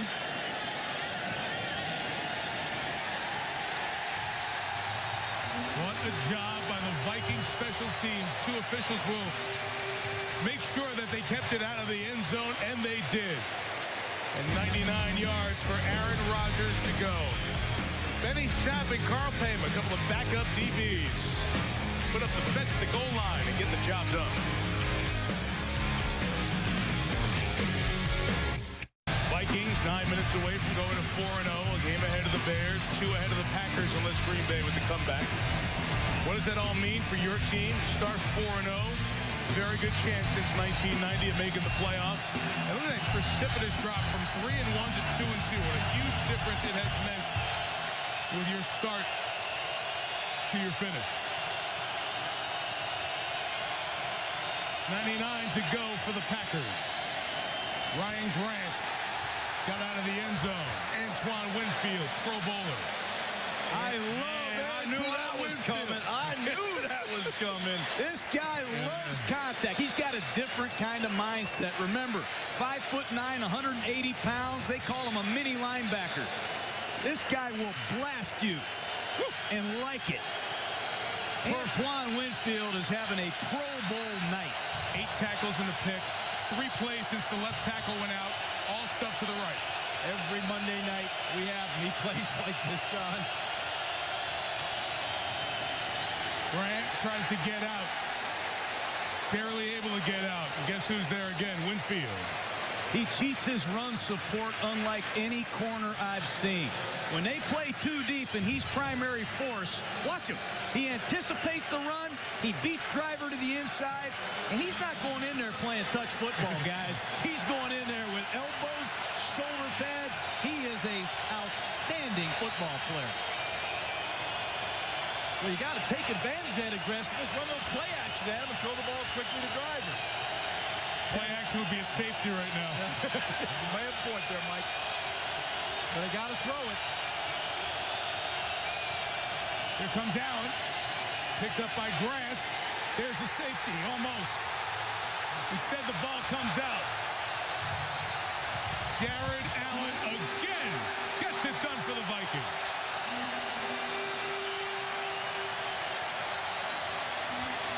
Watch how many guys the Green Bay Packers used to help T.J. Lang. And once you keep a running back in and you slide that way, you have to know you got to get rid of the ball. And there's Jared Allen once again, relentless with his pursuit. He was blocked, he was chipped. As Aaron Rodgers stepped up, Jared Allen pursued, sack, tackle, fumble, Vikings ball. Jared Allen, how about the guts of the Minnesota Vikings? Ziggy Wolf, the owner, Brad Childress, go out and trade for Jared Allen 1 year. The next year, go out and get Brett Favre out of retirement. How would you like to be a Viking fan? Mike McCarthy has thrown the challenge flag. It'd be pretty good, by the way, to be a Viking fan. Mike over there challenging. It'd be interesting to see on this challenge. You may have Rodgers knee down. Green Bay is challenging the ruling on the field of a fumble. Yeah, it's going to be a safety. It's going to be a safety. Yeah. Right. So you challenge to change the ruling, and it's going to give the other guys 2 points in the ball. Better than 7.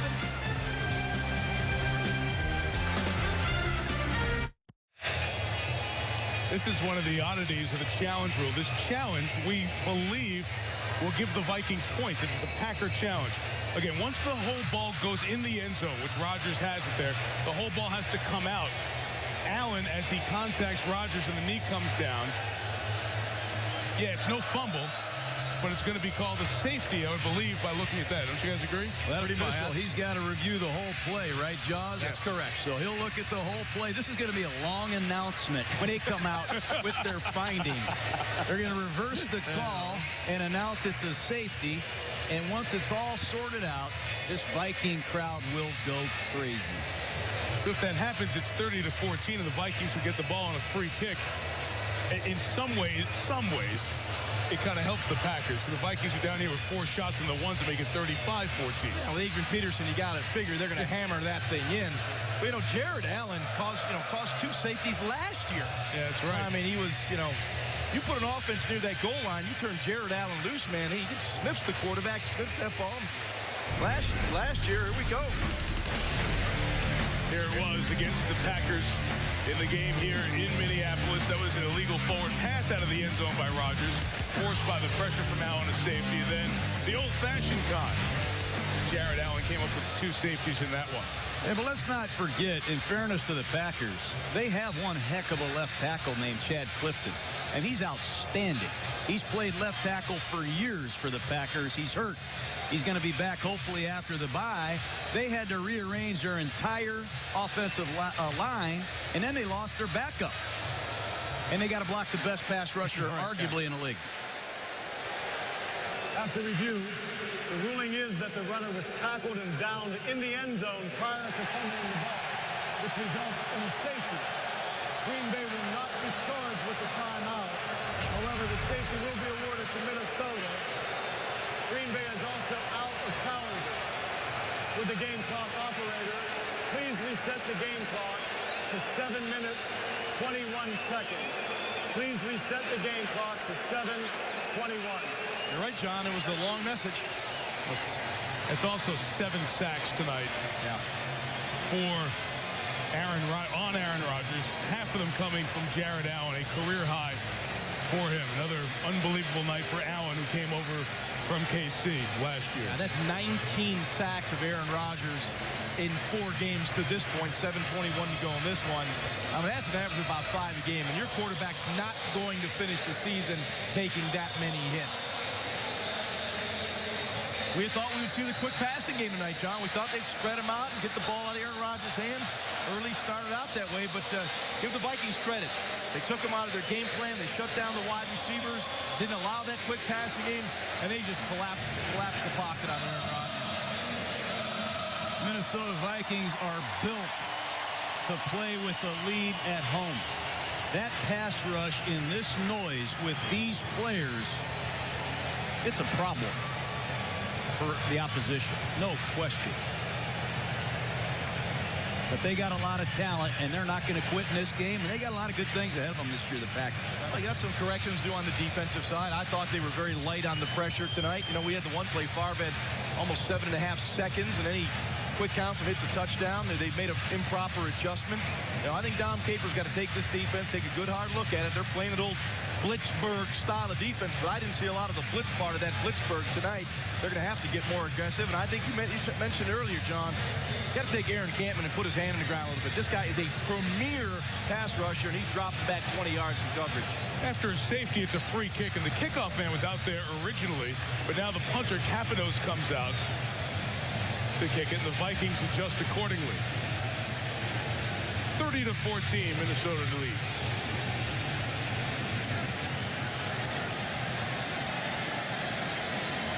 And Capanos kicks back to Percy Harvin from the 20.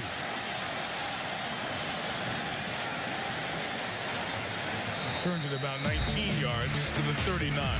Well, Brett Favre, we mentioned a couple of times, he turns 40 on Saturday, the oldest quarterback to win a postseason game. Phil Simms with the Giants 16 years ago. John Elway won the Super Bowl when he was 38. I know it's just a quarter of the way through the season. Those are some of the things that will be talked about more and more if this Viking roll keeps going. No 40-year-old quarterback has ever won a playoff game. I think Brett Favre might get that record, too.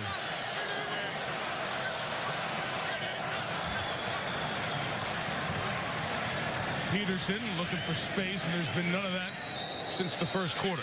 I don't care if he's 45 years old. Nobody plays with the passion of Brett Favre. Just take a look at this last week.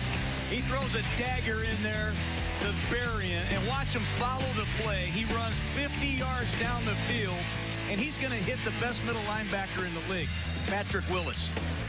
That's called passion. That's called love of the game. Call it whatever you want. I call that Brett Favre, and he's having more fun than he's ever had. Thrilled to see him back. People question, why do you want to come back? Well, you've seen tonight why. This guy loves to play the game. That's Jeff Dugan, the tight end, coming over there. He'll make the catch in a very short game. I love what Brett told us on Saturday about that play. He said, no, go down and run all the way down. He said, I didn't know what I was doing. I was just kind of running after the play and block Willis. And he said, and Willis kind of reaches down, looks and sees it. It's me. It's number 4. And as Favre said, I'll clean it up for you. What in the heck are you doing down here, number 4? Yeah, well, Brett said he called the wrong play in the huddle. He dropped back. He looked for a route that he thought he had called. It was the wrong call. He moved around. All of a sudden, he looks down the field. Oh, there's somebody open. I'll throw it to him. Got to be very careful here. Obviously, you do not want to turn the ball over. Expect them to be conservative here. This is still a 2-possession game with a 2-point conversion. Mr. Taylor turns it upfield, and he's down at the 45. So by getting that safety, at least it keeps Green Bay mathematically in the game, as long as they don't turn it over on the punt. Yeah, let's not forget, they did an excellent job the last time they punted it, down it inside the 5. And that's another change Brad Childress has made here. New special teams coach, Brian Murphy's come in here, and they've improved on special teams. And if they can improve this phase with the quarterback, that's 2 big issues for Minnesota. Brian Murphy used to be at Wisconsin. Another guy. Spent a lot of time in Wisconsin to come over here. Kluwe kicks. Nelson lets it go. Wow. About as good as you can do from Chris Kluwe tonight. Wow, that is big time. Well, speaking of big time, we got a pretty good college football game for you. Thursday night, Nebraska and Missouri. Key early season game of the Big 12. The Tigers are undefeated. We'll have it 9 Eastern here on ESPN HD. Chris Fowler and the guys will be in Columbia for that one. Start a pretty good college football weekend. It was a great weekend here with Wisconsin playing Minnesota at the Gophers' new outdoor stadium. Of course, the Twins' final regular season series, and well, in a matter of a few hours, it'll be the Twins and Tigers 1-game playoff in this building. While the hockey team opened on Saturday night, there was a race on Sunday. Downtown Minneapolis was hopping over the weekend. Sports capital of America this week for sure. The epicenter. From the 4, Ryan Grant with some space has a first down. Mediu Williams there to knock him down, or get run over, actually, at the 19-yard line. Those of you just joining us, Packers trail this game by 16. The quarterbacks have been pretty similar when you look at these numbers, except for the last line on Aaron Rodgers. Sacked 7 times. Yes, he has turned it over twice. One was on one of those sacks. One pick was his mistake. Quick pass for Jones, incomplete. Cedric Griffin on the coverage. But, guys, it goes back to the point that we made earlier, that Charles Woodson and Donald Driver made to us, and you guys made before. You know, you're going to compare Aaron Rodgers to Favre down the line. If the guy doesn't get any time, you're going to have no chance to succeed. He's been under duress tonight. You know, those 7 sacks are one statistic that shows that, but all night he's had bodies around him, taking hits, throwing the ball before he wanted to. It's been a rough night for him as far as his body getting beat up. 2nd and 10, getting rid of it quick. For Michael Finley, a touchdown earlier. Look at Jared Allen, who's been rushing the passer all night. 45 yards downfield to make the tackle. This game's still alive here with 4:14 to go. It's a 16-point deficit. Aaron Rodgers did a fantastic job of reading the pressure up the middle in the A-gap. Got rid of the football, had Finley quick, read the blitz, big play for the Packers. Rodgers buys time, takes off. Going to get out of bounds and pick up a first down here with 3:52 to go, 2 timeouts. You know, Green Bay offensively has had a lot of success against the Vikings blitz package tonight. The big play you just saw there was against the blitz. Earlier, they found Finley for a score against the blitz. I'm surprised the Vikings just don't get after him with that four-man rush and do what they really do best, which is play zone defense. Yeah, I agree, John. They've handled this offensive line with their base rushes. They come with a blitz, and that's where Aaron Rodgers has been successful. Greg Jennings hasn't caught a ball in at least 2 quarters.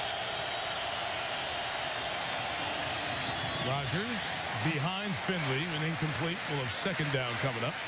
Yeah, that's just one of those plays where they didn't see the field with the same eyes. You know, Aaron Rodgers threw the ball to Finley expecting he was going to sit down in that void. Finley continued the outside, hence the incompletion. You know, when you watch Jared Allen, remember, this guy played 95% of the snaps last year, more than any defensive lineman, I think, in the league. That's it. And he is still running like it's the first play of the game. I don't know where he gets this kind of energy. He's even leading cheers.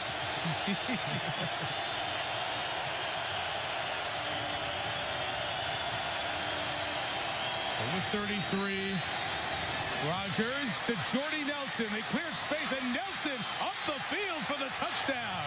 They'll go for 2, down 10. Big two-point conversion coming up. Aaron Rodgers once again moving in the pocket, extend the play. Look at the throw to Jordy Nelson. He splits the safety, gets it to the end zone. Aaron Rodgers, eyes downfield, finds Jordy Nelson. Can't tell you how impressed I am with Aaron Rodgers. How tough is Aaron Rodgers? He's been hit, thrown around. He's hung in there, and they're still in this ball game. 6 plays, 96 yards in 79 seconds. They hit a 2-point conversion to Jennings in week 1. The only one they've tried this year. This to make it a 1-possession game. Jimmy Kennedy was busted in. Not Kennedy, I beg your pardon. Kevin Williams busted in. He says he was induced.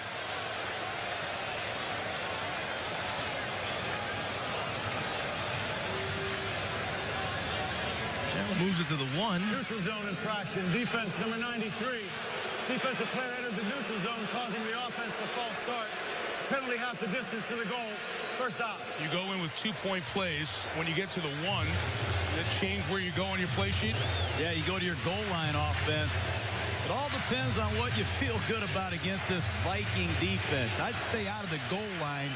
We've seen what happened there earlier in the ball game. They're going to spread them and take their chances.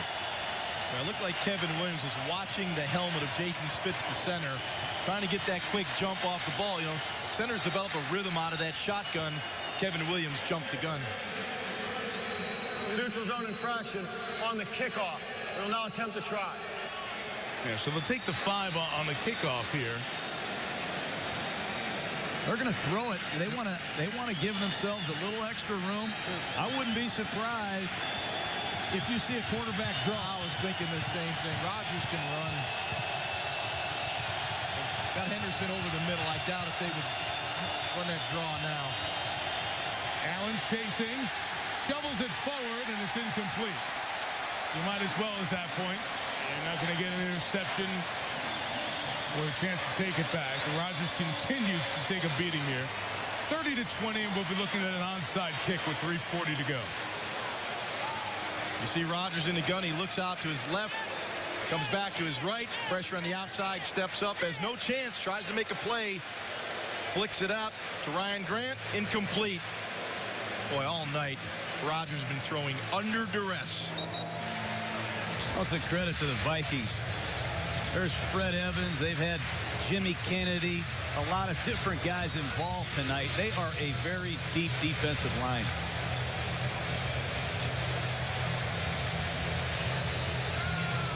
Rodgers now up to 316 yards on 21 of 30. He's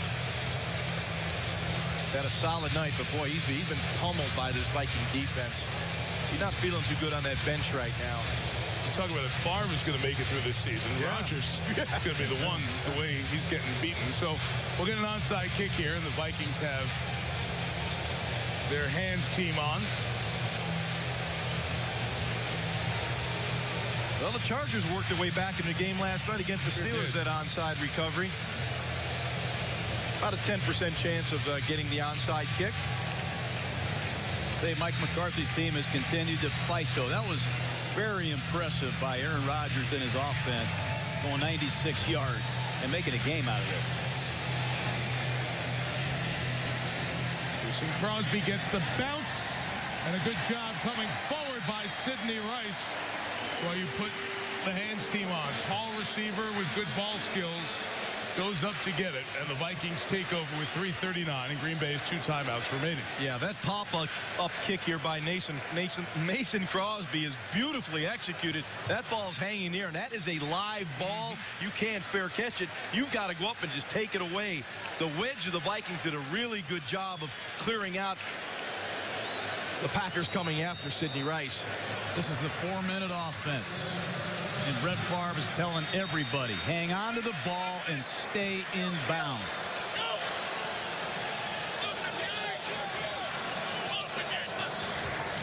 The 45, here goes Peterson. With nowhere to go, Green Bay will take a timeout. They'll have 1 remaining. Well, we're watching this game with Favre against Rodgers, and we talk about a legend going against his old team. Really, the one parallel you have is going back to 1994 when Steve Young went against Joe Montana. Of course, Joe with the Kansas City Chiefs, and talking to Steve about this game before the game. Where Montana threw 2 touchdowns. Young fumbled twice, threw a couple of picks. And that 24-17 win for Montana over his old team. And Steve just talked about the emotions of that game and how bad the Chiefs players wanted to do that for Joe. And you'll see Steve on the post game with Matt Millen off to his left and Stuart Scott. Steve's thinking about coming back after watching Favre.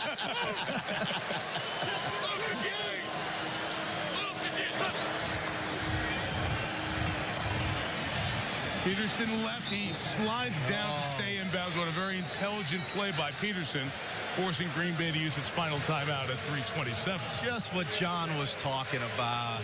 Stay in bounds, sacrifice. That's good coaching. Yeah, did you coach before? Well, I'm kidding, man. I know you hoisted that Vince Lombardi trophy.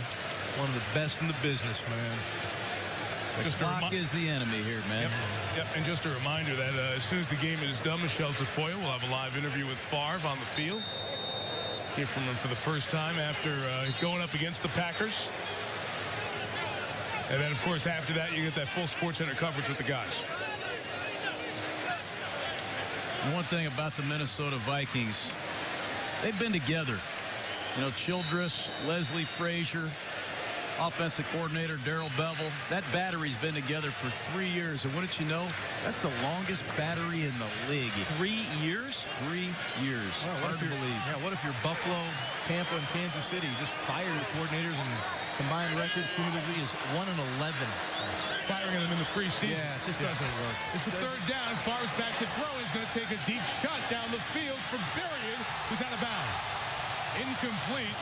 And that stops the clock, so that gives the Packers a little aid. With 3:21 left, they'll get the ball back after a punt. How about that call, John? How about that throw?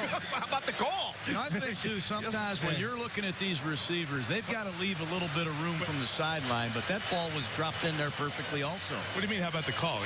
That's a bad call. I mean, let's run the ball. Run the ball. Yeah, I mean, we're just giving A.J. Peterson props for staying in bounds. They call a 50-yard bomb. Now we'll take a look at it here. I guess they feel like Kluwe will knock him inside the 5. It's been the 1 and the 4 the last 2 kicks. Jordy Nelson muffs it. Didn't get it back yet. It's still free on the ground. It looked like Greenway recovered it. That massive humanity, you just don't know. Slipped through 2 sets of arms, and it's a bottom of the pile deal now. And it gets nasty at the bottom of that pile. That means move the chains. The Packers have the ball back. So it'll be Green Bay ball. And, you know, guys, you talk about a couple of things. You have a punt returner who went out with injury earlier in this game for Green Bay, where Will Blackman got hurt. And then you have the last 3 punts being down at the 15, the 1, and the 4. So the pressure was on for Nelson to try to make that play.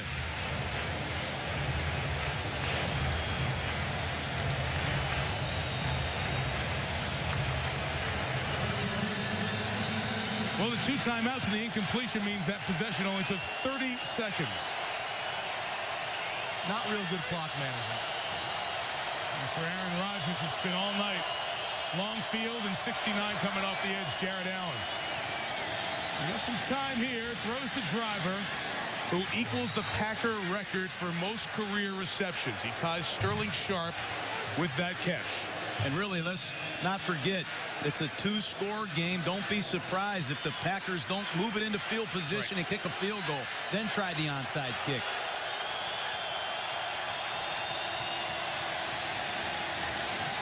Allen chasing, Rodgers launching.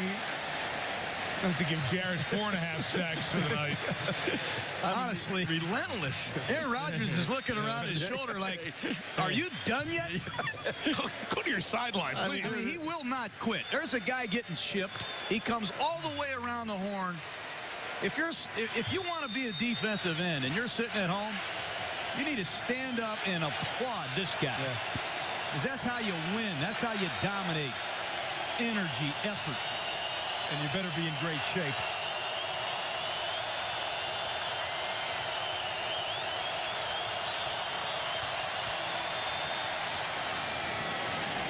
Back to the tight end, Lee, nowhere to go. Kevin Williams, off the nose, making the play. Packers used them all, no timeouts, can't stop it. Yeah, with Kevin Williams in there, he's fast, he's quick, he sniffed out that screenplay.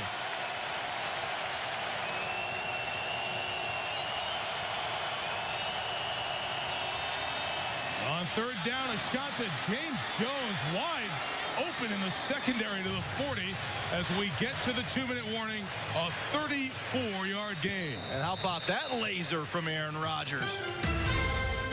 Game not done yet. Packers alive, but barely.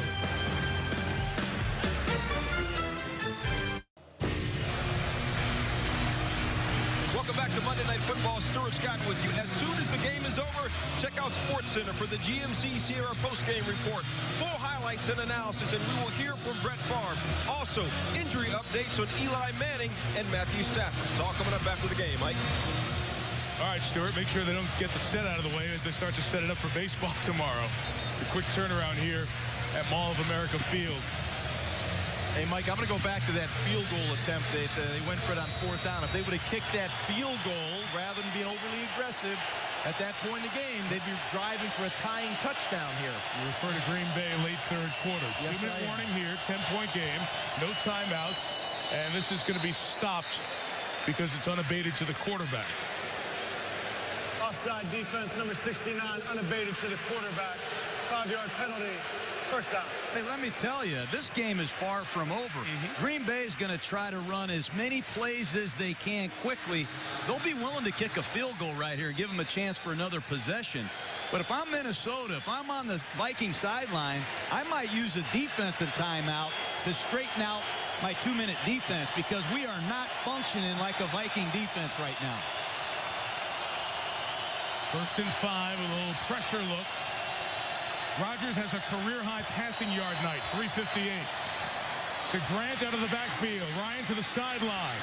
Gets as much as he can and gets out of bounds. Intelligent play, Ryan Grant. Took 6 seconds. The Minnesota Vikings brought pressure to the right of Aaron Rodgers. You'll see it coming. He knows he's got Ryan Grant leaking out to the left. That's the soft spot of a zone blitz defense. Well read by Aaron Rodgers. Deliver the ball to Ryan Grant. Moves the ball down the field. They came with the blitz, and they paid a price. You need a lot. You need a score, onside kick, successful recovery, field goal. But they've kept themselves alive. Rodgers, Allen, 4.5 sack night, Jared Allen. This is a clinic on pass rushing. John said a moment ago, when you watch this guy stand up and applaud, I'm ready to stand. Since 1982, when the sack became an official stat, no one's had that many on Monday Night Football. 4.5.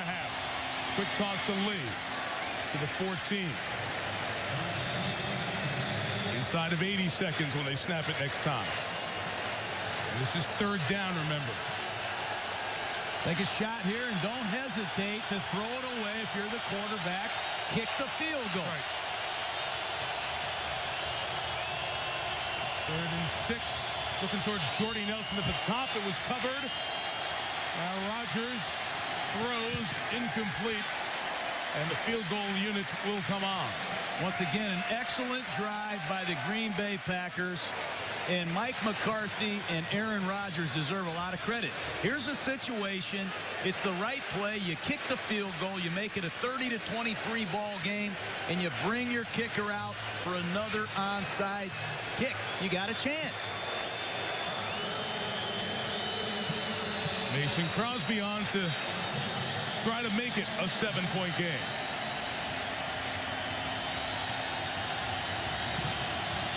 And he does just that. 31-yard field goal with 55 seconds left. Well, this is Stay tuned. This is typical of the Packers and the Vikings over the years, guys. 12 of the last 13 games in this series have been decided by 7 or less. Only 0-7 at Lambeau, a 34-0 Packer win. Changing that. I love the way the Green Bay Packers have come back. I mean, they were 30-14. They were behind by 16 points just a few moments ago. They have hung in there, done a great job, and given themselves a chance now for a dramatic onside recovery. Yeah, and I'm going to tell you, I think the Vikings, to a certain degree, have allowed them back in this game. That 3rd down bomb, you know, if they would have ran the football more time off the clock, they had a flea flicker with a 10-point lead.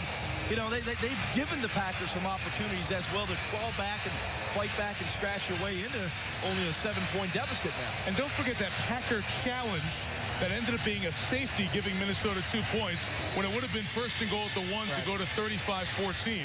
We said it could have benefited them, and it did. Mason Crosby, the onside kick. Got the good bounce last time. Got another good bounce. Sidney Rice goes up again and makes the play for the Vikings. That should close it out.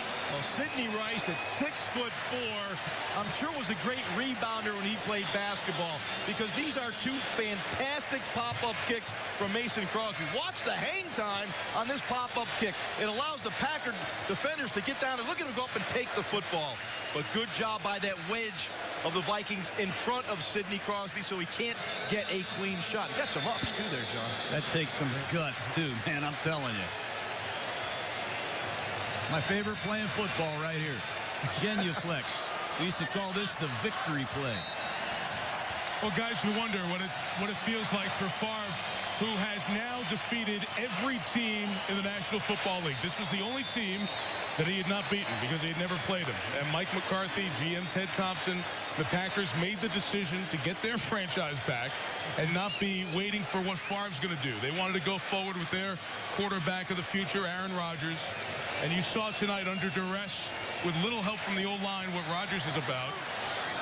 But in the end, Favre beats the Packers. 30-23. We'll hear from him live in a moment.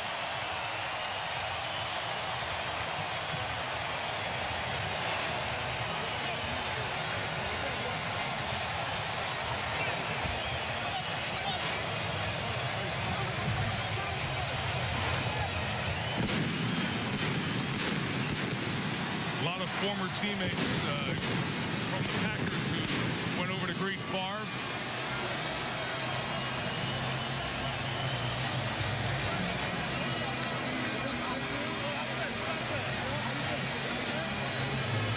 Four-and-a-half-sack night for Jared Allen. Donald Driver tied with Sterling Sharp, most catches in Packer history, 595.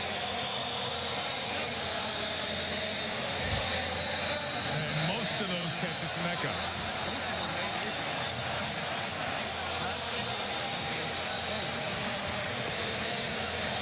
Donald Driver catching so many balls, and there's the moment. The greeting with Favre and Rodgers. And now Michelle's down there. Go ahead, Michelle. Thank you, Mike. Well, Brett, as a quarterback, you always have fun. How much fun was that? A lot of fun. It was a big win for us. As I told you guys this week, they have a great football team. we did what we had to do. They did a good job of shutting our running game down. And we threw the ball better than I thought we would throw it. Offensive line, outstanding. That was not what I predicted, but it was a lot of fun. You look a little bit emotional right now. How would you describe what you're feeling? I'm proud of our football team. You know, I am emotional, but I'm always emotional. I take a lot of pride in the way I play, and I knew there was a lot, as there is every week, riding on our games. And this one carried a little more weight, but it was everything it was billed to be. You had said you didn't feel you needed to prove yourself, but you kind of wanted to. Human nature. Was this your statement, Brett? Is it done? Did you prove it? My statement has been what I've done over my career. In one game, I told you guys this as well. That one game does not define my career, good or bad. I know what I've done. I'm proud of what I've done. I'm here to help this football team win. I wasn't out to prove anything. I know I can play. I just wanted to do whatever it would take to win, and fortunately we did.